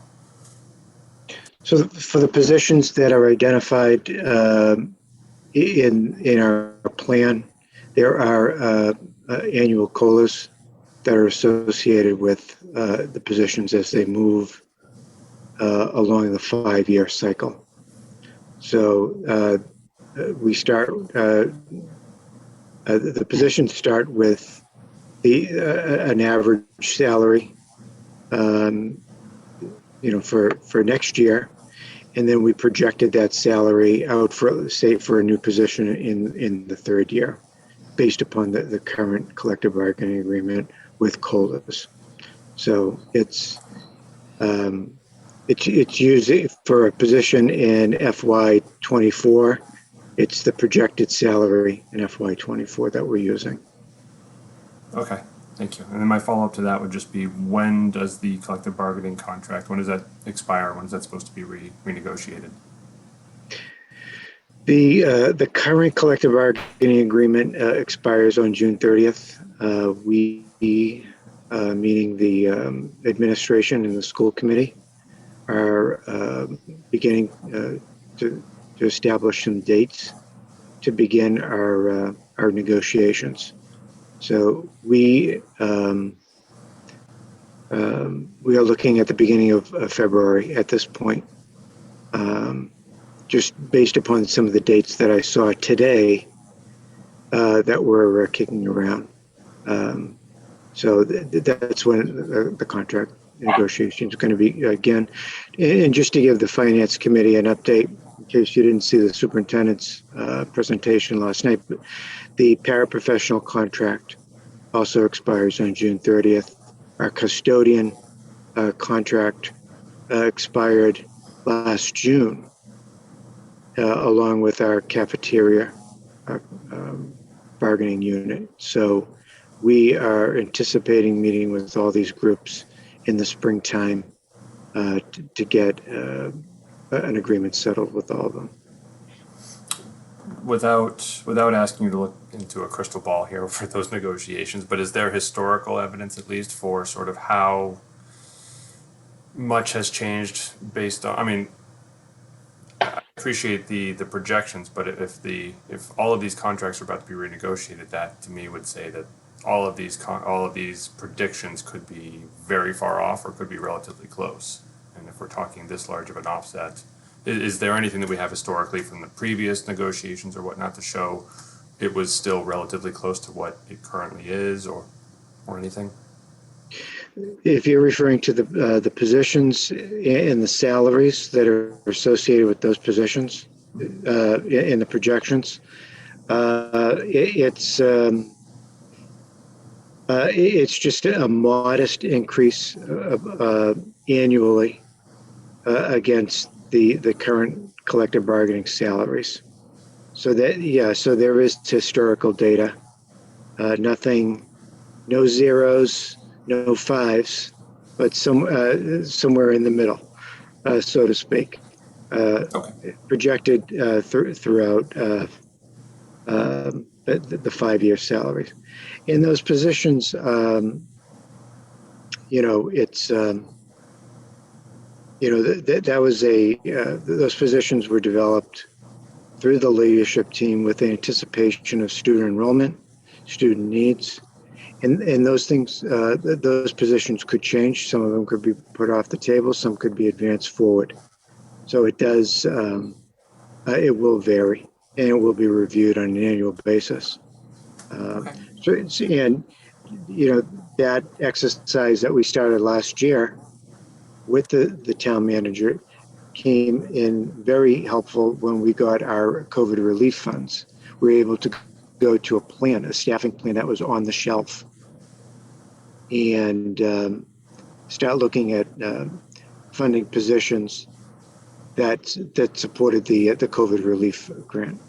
So it's a good team building exercise in forecasting for our leadership staff and team, and it is a living, breathing document. Right, So, of course. good Yeah, exercise. Evan, actually, I think what you'll see over time is that the school committee budget lives and breathes year round. And so what happens is, and it's one of the reasons why when we get to the budget presentations and we get to the recommendation to move it forward, you'll see that the line for the schools is nothing as detailed as what we're going to be making recommendations on regarding the town, because basically once that total number is approved, they go back and reassess whatever their needs are and may move a lot of that stuff around. So based on their enrollments, et cetera. Heather Stroka. Okay, my question relates to Evan's question, and it was just for the schools. What is the salary reserve that you have in the next 5 years each year? Do you have a number each year for the salary reserve? I know I heard one last night, but do you have one for each 5 years? Does it go up every year for the 5 years, or is it the same as the one that you said last night? 1 year. Is it the same number for 5 years? Ms. Soroka, I can only respond to the salary reserve that was presented to the school committee last night, and that total amount was $282,000. The salary, I mean, once we negotiate and,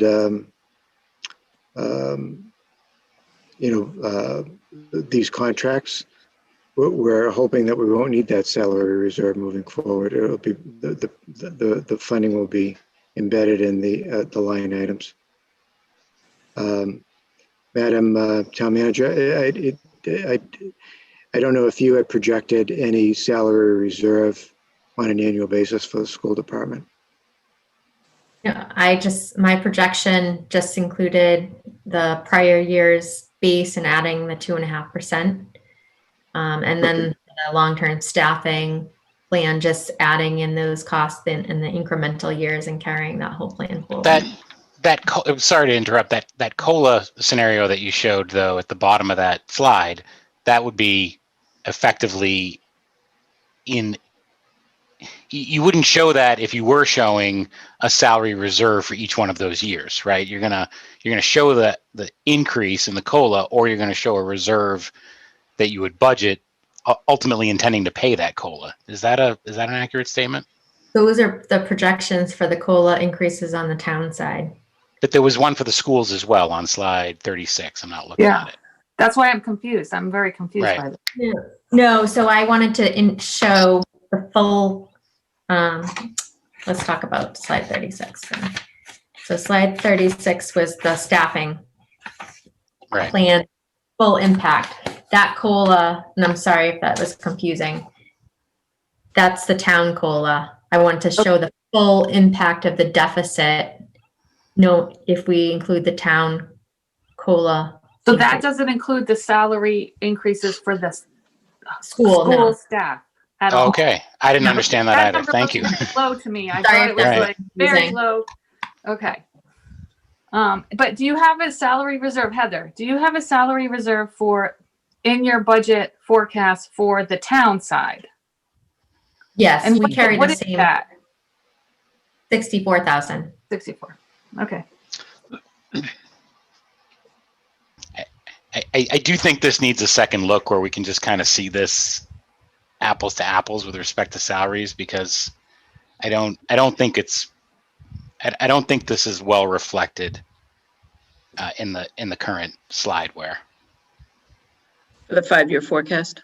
Yeah, just in terms of how we're dealing with salary increases as a portion of that. I think it's confusing to me, and I suspect it's confusing to Chris and Heather, who both more or less, and Evan, who have more or less all said the same thing. Okay. We would have to take all the schools, or, they would have to run that scenario for me to plug that in. I don't have all that data. That would have to come from, does that make sense? So To do slide that. 36, the numbers are like on the order of $46 million. So that's for the entire town inclusive of the schools. It has Yeah. Yeah. Correct. So what was the assumption from the perspective of the school increases? Is that the entire ask in the 5-year?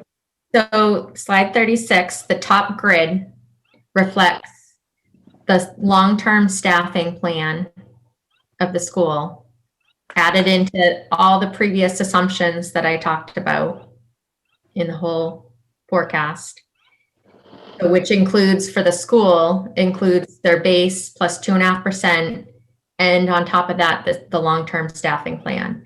So that grand total expenditure is all of that. But again, the long-term staffing plan was the one where they asked for N number per year. That's all N. It's not what you're. Nope, it's all of it's in. Theoretically, including COLAs. Everything that I was provided for the long-term staffing plan and the totals, everything is included. Okay. Chris, did you still have your hand up for something else? I No, did- but if I do let have you a think question. about it, yeah, okay. I do have a question. So there's about 8 or more contracts that need to get negotiated this year. So this year is on the school side as well as the town side. That's a true statement, right? There's 3 on the town side for collective bargaining agreements. Collective bargaining, yeah. And it's 4 on the school side. Okay, so it's 7. Oh, what's the optimal, like from a forecasting perspective and from a negotiating perspective, what's the optimal amount? Is it a 3-year contract, a 5-year contract? Like what do you strive for? 3-year contracts, so we'd probably go back to those staggered terms. So the ones that had 1-year agreements, we would probably look to ask for 2-year agreements. So you'd look to get That on would to get it. them back on the regular schedule. Meaning they were meant to be another 3-year, we only did 1 years, we would ask for 2-year Okay. agreements. Okay. Is that going to be reasonable coming off of a COVID year? Realistically speaking? Well, the budget is still developing, as everyone knows, and a big indicator for us will be the state aid number that will be announced shortly. We always use the governor's as a base, this number. It seems to be that's the lowest it will go. Their projections, I don't know if, for those of you that were on the select board meeting on Tuesday, the revenue estimates that they received this year, the same quarter last year, they have 350 more million than the same quarter as last year.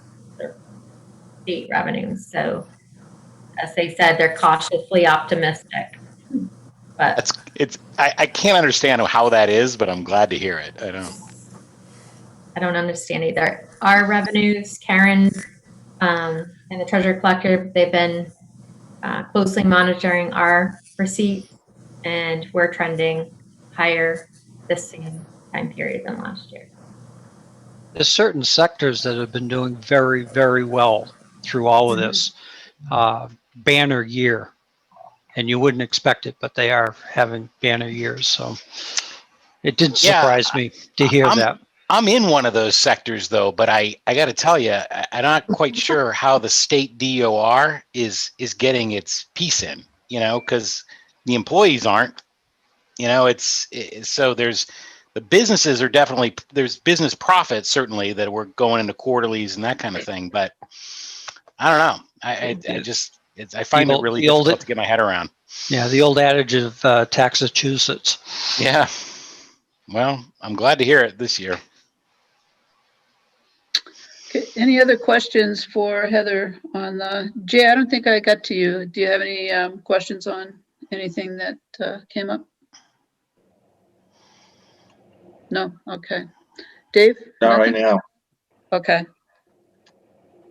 No, I'm all set for now. I've got to digest all of this stuff a little bit more. I usually study it all the first week of February, and then I'll hit the ground running once we get into the real budget reviews. Okay, well, then if that's the case, certainly we can release the schools anyway. And thank you very much for coming so that you could answer any of the questions that we had come up. We appreciate it. Thanks, everyone. Have a good night. Thank you. Thank you. Thanks, Mike. Thanks, Dr. Burnham. And with that, we'll move on to the rest of our agenda. Actually, I should just ask that there's no director or financial director, the town manager or financial director report. No. Okay. Again, I know I asked at the beginning of the meeting and I don't remember. Do we have minutes that we have to address tonight, or we're all set for now? No, you had the 29th, 10/29, right, Chris? Is that right? Last meeting, we approved 3 sets of agendas. Minutes. But there are Minutes. one set both of you went in and edited this week. Uh-oh. Terry did. I did? Yeah. What was my edit? I didn't even look. I just saw that it was edited. It was probably just a spelling thing. I don't know. Oh, I know what it was. Actually, Maya. How I spell it wrong or something, Maya? Well, yeah, I know that you don't know what it stands for, so I was just going to ask Heather Lemieux to just give you what, because it's basically the Massachusetts something. Yeah. And it's basically MAIA. I think it's MAIA or something like that. The Mass Association of Insurance. MIA. No, MIA.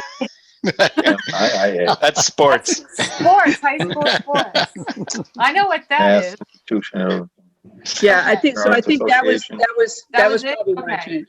Okay, so then I will send them all in with the attachments that Awesome. that would be on there. Okay, and then I will do more minutes for the next meeting. Thank you so much. Okay. Did we ever have a discussion or follow up in that idea that was floated a few months ago? That I wouldn't have to do the minutes anymore? Yeah. What That would be happened so there? lovely. We were going to look at possibly doing the tax senior. work-off senior Yeah. program. Did that ever get pursued? Yes, and we have no Nobody wants to do your the tax work off people to do it. No takers. Can you extend it to not quite senior tax work-off programs? And give Heather Does that count for my tax write-off? Yeah. So if there's no takers, is there something we could do to potentially market that or promote it in social media or something? Well, I think part of the issue that they have is the senior citizens are not getting together at the Eagle House these days. Yeah. So Right. really the only recruitment can be, like flyers being handed out with lunch when they drive through, or their coffee and donut drive. I mean, that's everything right. they're doing is drive through or Zoom. And so it's kind of tough to get that group. We'll keep trying. But yeah, that would be nice for sure. Can we just use the Ledger article? They report every year. Actually, they're not here tonight though. So I don't- They're pretty good though. They do a good job. I wouldn't have a problem with that. I'd be fine. I still don't understand why we can't just submit the digital file of the video. I agree. Then committee and department reports. Does anybody have any reports from any of their committees or departments? Dave does. He's leaning in. Leaning in. Actually, because we've met 2 weeks in a row, I have had no other meetings since our last meeting. But coming up in the next week or two, I have Parks at 7 p.m. on the 25th. TCP is meeting on the 27th at 5:30 p.m. and Capital Planning will be meeting on February 2nd. There was some discussion, actually, what prompted the meeting on February 2nd with the capital planning was partially, I believe, a discussion about financial policy and where that committee would be, how much that committee would be involved in that process. As far as asking finance committee if the capital planning committee should work on their part of that. I don't know when that communication is going to happen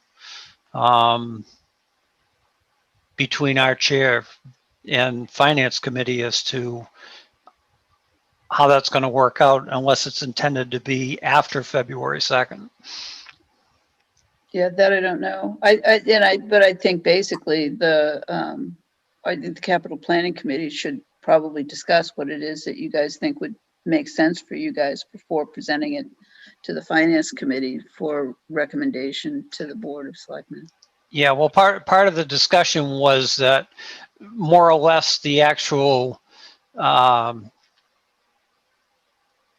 review of the policy, including capital, comes under the purview of the finance committee and recommends to the board of selectmen. So traditionally, capital planning has not been involved in that.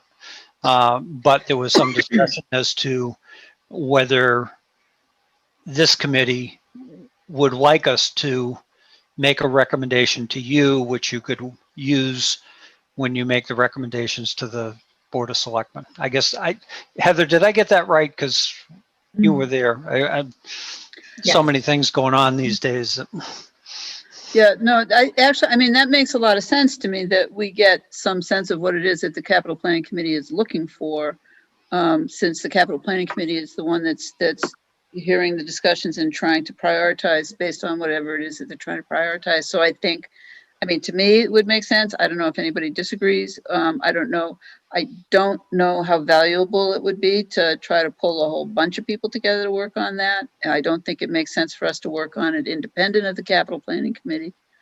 Because we don't want to miss anything. I just know that the last time, I know that John Henshaw, I believe, was on the capital planning committee the last time that we discussed the policy. And so some of the recommendation was, we were basically using him as a conduit. So, but I think, yeah, I think that it's fine if the chair gets in touch with me, and again, unless anybody thinks we shouldn't do it that way, my recommendation would be for you guys to go ahead and take a shot at what you're looking for in terms of fiscal policy. And then we as a finance committee can take a look at that in terms of, you know, like how that fits in with what we might see as necessary. And if we have any questions, shoot it back. So. Okay. I think if the only question the threshold question, or is there something more to it than that? No, I think there's more to it than that. And some continued discussion on some of the issues that Chris brought up about, Right. Those were threshold questions, but there's also some feelings that there is a definite need to push some of these types of projects, even if they're over whatever the threshold limit is set at, that they're really more maintenance projects than they are capital projects. That's the only thing I can come up with for comparison at this point.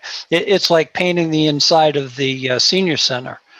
I see that as a maintenance project, not a capital project. You paint the interior of your house to maintain it. You don't. Yeah. So Those types of things. yeah, and I think that needs a thorough hearing, and it probably needs to include the members of the capital planning committee to do that. I have a different point of view on that, but I do think that it bears a discussion. Okay. And that's in line with like Yeah. the definition from the Mass Association Town of Finance Committees. Which is, that Chris? those types of maintenance projects belong in the operating budget. Well, it seems to be that equipment for public, if we're first constructed, it's not, so, Yeah, it doesn't talk about Facilities ongoing department. repairs. yeah. And I don't know, to me, it seems with the amount of facilities we have, we should have a facilities manager and,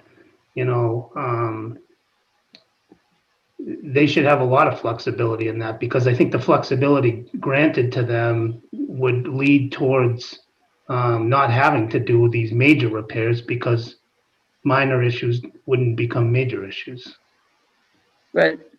Well, Okay. there's a long history here, though, when there was a time when we weren't properly funding capital planning, and the rules weren't what they are right now, and stuff was neglected even longer under a different set of rules. And I think that the problem with something like painting the interior of the senior center is that creates a spike in their budget in a year if they were to do that, if they were to take on that project within their budget. And if town meeting didn't see, or the town manager didn't see, a need to make that spike, then they go without, and it turns into a neglect issue. Whereas if you can kind of take these all under a lump capital planning consideration, and you're funding capital planning at a level amount over year to year, but prioritizing things differently from year to year, you're ultimately hitting all of the projects. And I've seen it both ways. I was involved in town government, 20 years ago, and I can tell you that we were in a much worse off situation. Our overall financial health, as well as the care for our buildings in particular, was really bad. So, But if you have a properly funded facilities department, then that whole problem goes away. And that's been part of my thought process. And I think Heather's working somewhat in that direction with her goal for this year. I'm not sure exactly how extensive that gets into actually developing a facilities department, but there's a number of people that feel that that's the route we should be going. Okay. I don't want to get that deep into it tonight. Yeah. And then that was it for you, right, Dave? Yes, I'm done. Thank you. Okay, Peter, I assume that you have your hand up for a committee report.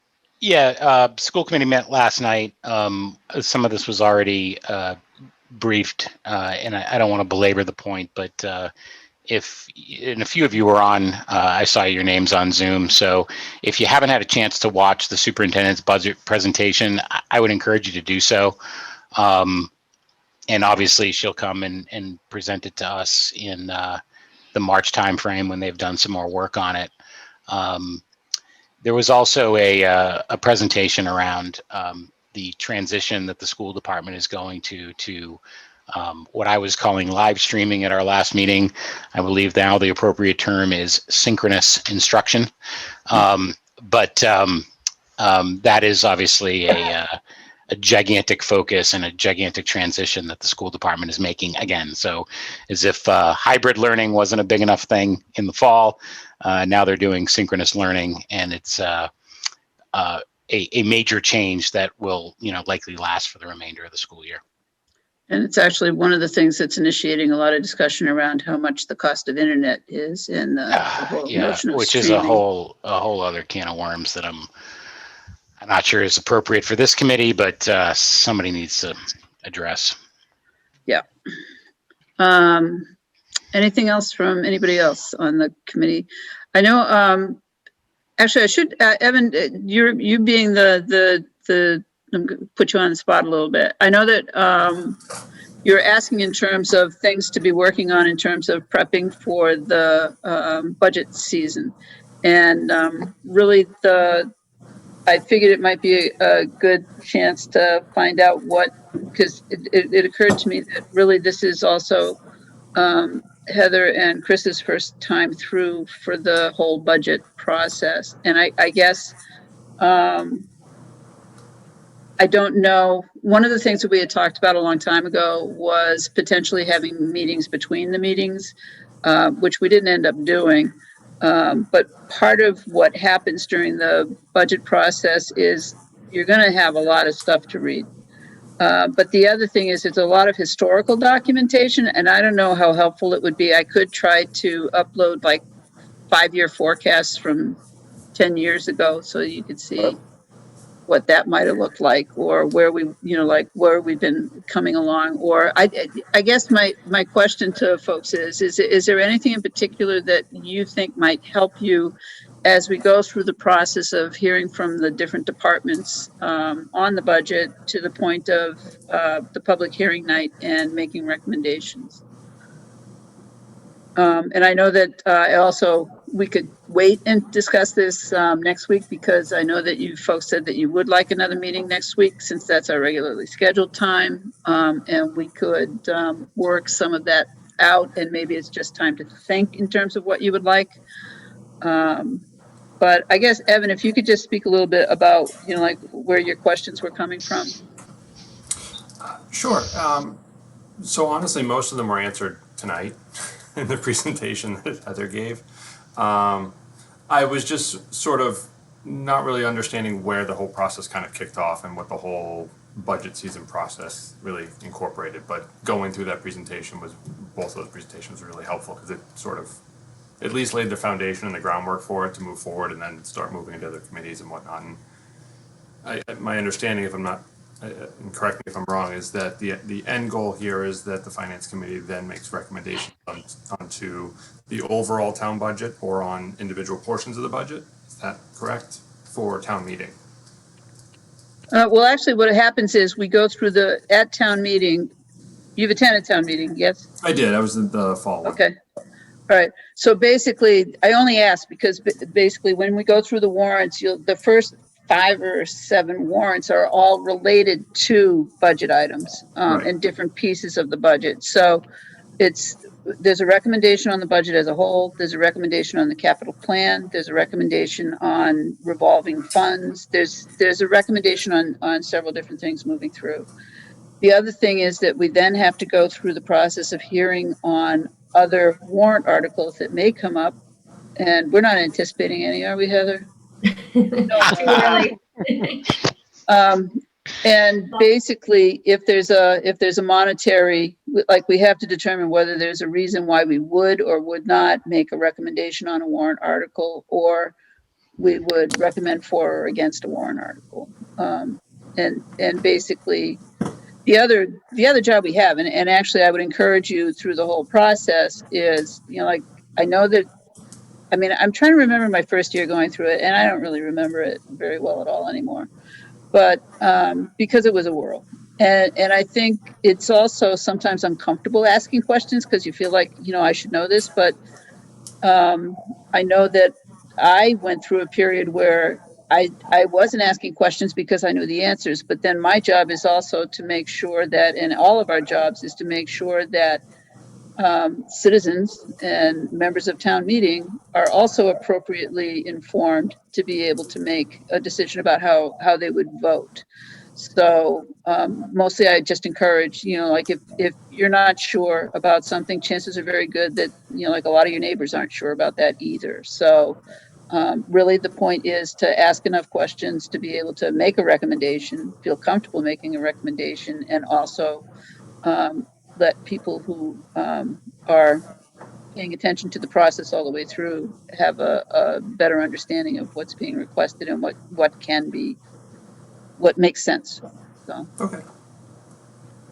Thank you. But I don't know if anybody else has any thoughts on that.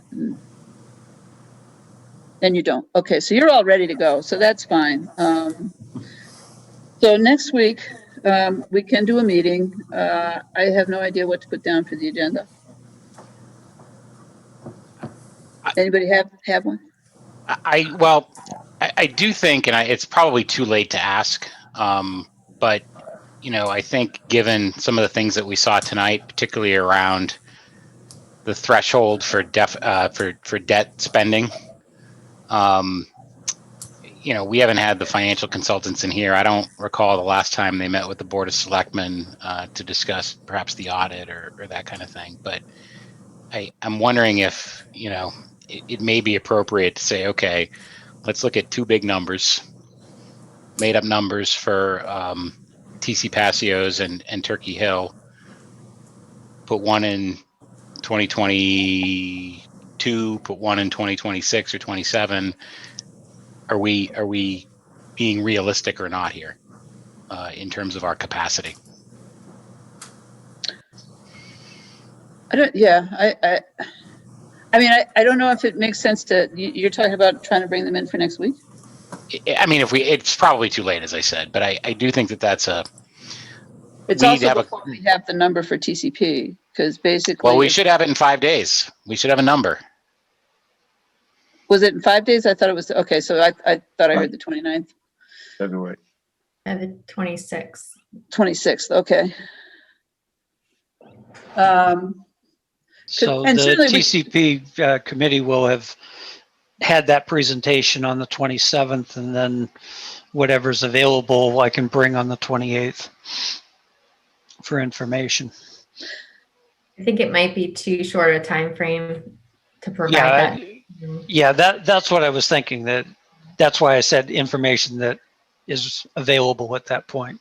I don't think we're definitely not going to have a chance to digest any of it in 24 hours as a committee. So that's why I've been saying right along that it would be in February before any solid numbers came out, middle of February.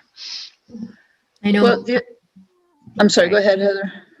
I was just going to add that my plan was once we had that initial number, at least we could start running funding scenarios, and Karen and I can work with the financial advisor on that to get that ball going.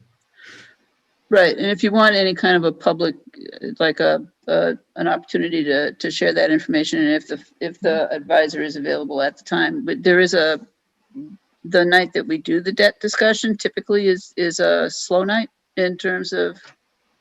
You probably want it sooner than that, though. I mean, that discussion is towards the end of the budget process, typically. Right. So you might have to just incorporate it into another night. But We can do that if we can find a really boring night for the, you know. I'm sure there'll be one. One easy day is to not find. going to be enough for our. Yeah, no, I understand. I understand entirely. And it obviously it's not something we can do adequately, and we should do it the right way. That being said, you know, just so that everybody's aware, the path that this is on is a debt exclusion, most likely, where we will consider it on May 1st at town meeting, and then it will go to a ballot 2 weeks later on May 15th. So we are, you know, just a couple of months from really needing to have our stuff together on this, educate the town, and ultimately come to a decision that's right for the town. And I'm worried that we're running out the clock on this, and we're not giving the townspeople we're not giving ourselves adequate time to analyze it, and the townspeople adequate time to absorb not only the case for the building, but the financial side of it as well. Okay. When's the last date that you need to put in something for the what? Warren? Not Yeah, the for the warrant, the ballot.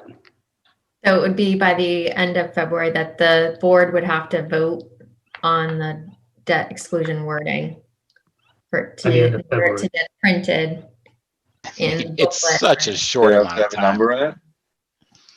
I'm sorry? Does the ballot have to have a financial number in it? The ballot question? No, I do not believe so for the debt exclusion. But we'd have just have to work with our bond counsel to make sure. So.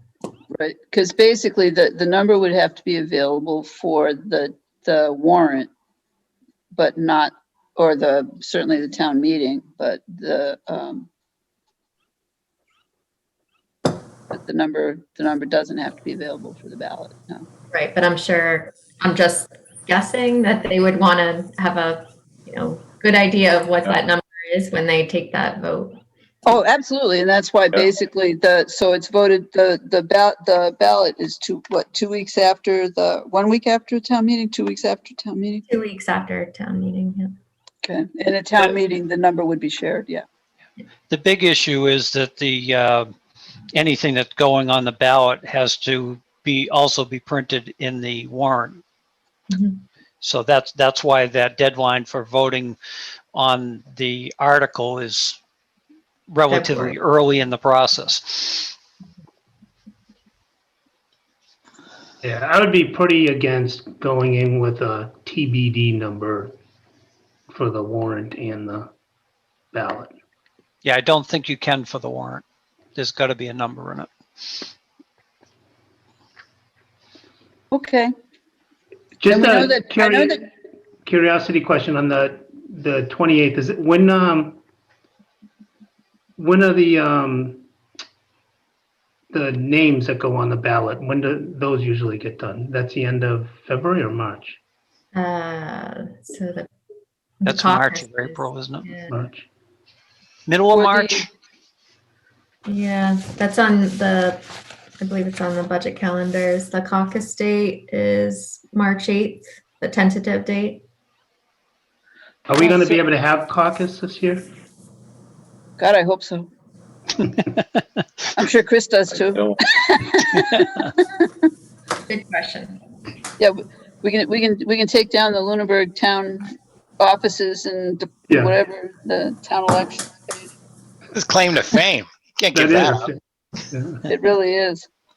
It was the It's kingmaker. usually about a month after caucus, isn't it, for nomination papers? Seems to me that it's, Usually a few weeks. a few weeks at least So end before of the March. ballots close.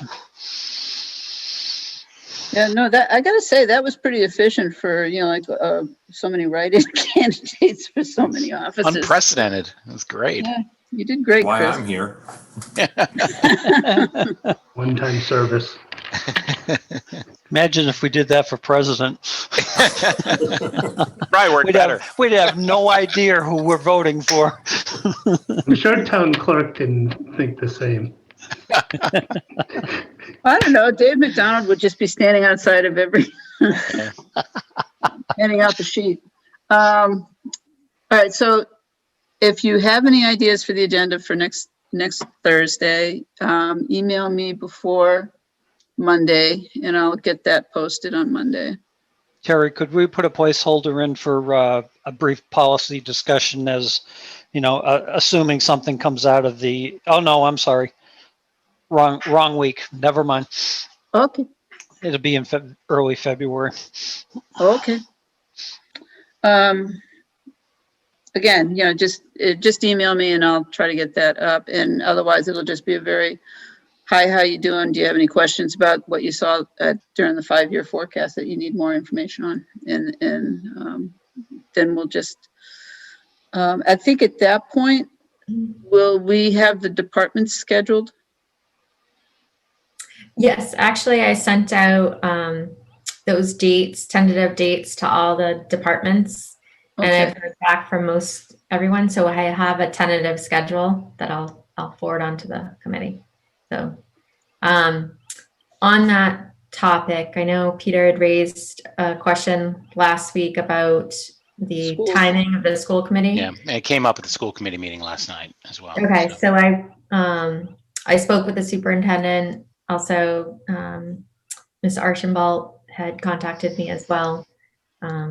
And so they're aware of the date that the finance committee makes their recommendations and also the date of the last public hearing for budget presentations. So the school is scheduled for the March 18th meeting, and it sounds like the 17th, I believe, was when the school committee would vote on the final budget. Okay. I think that's awesome if they can pull that off, and much appreciated.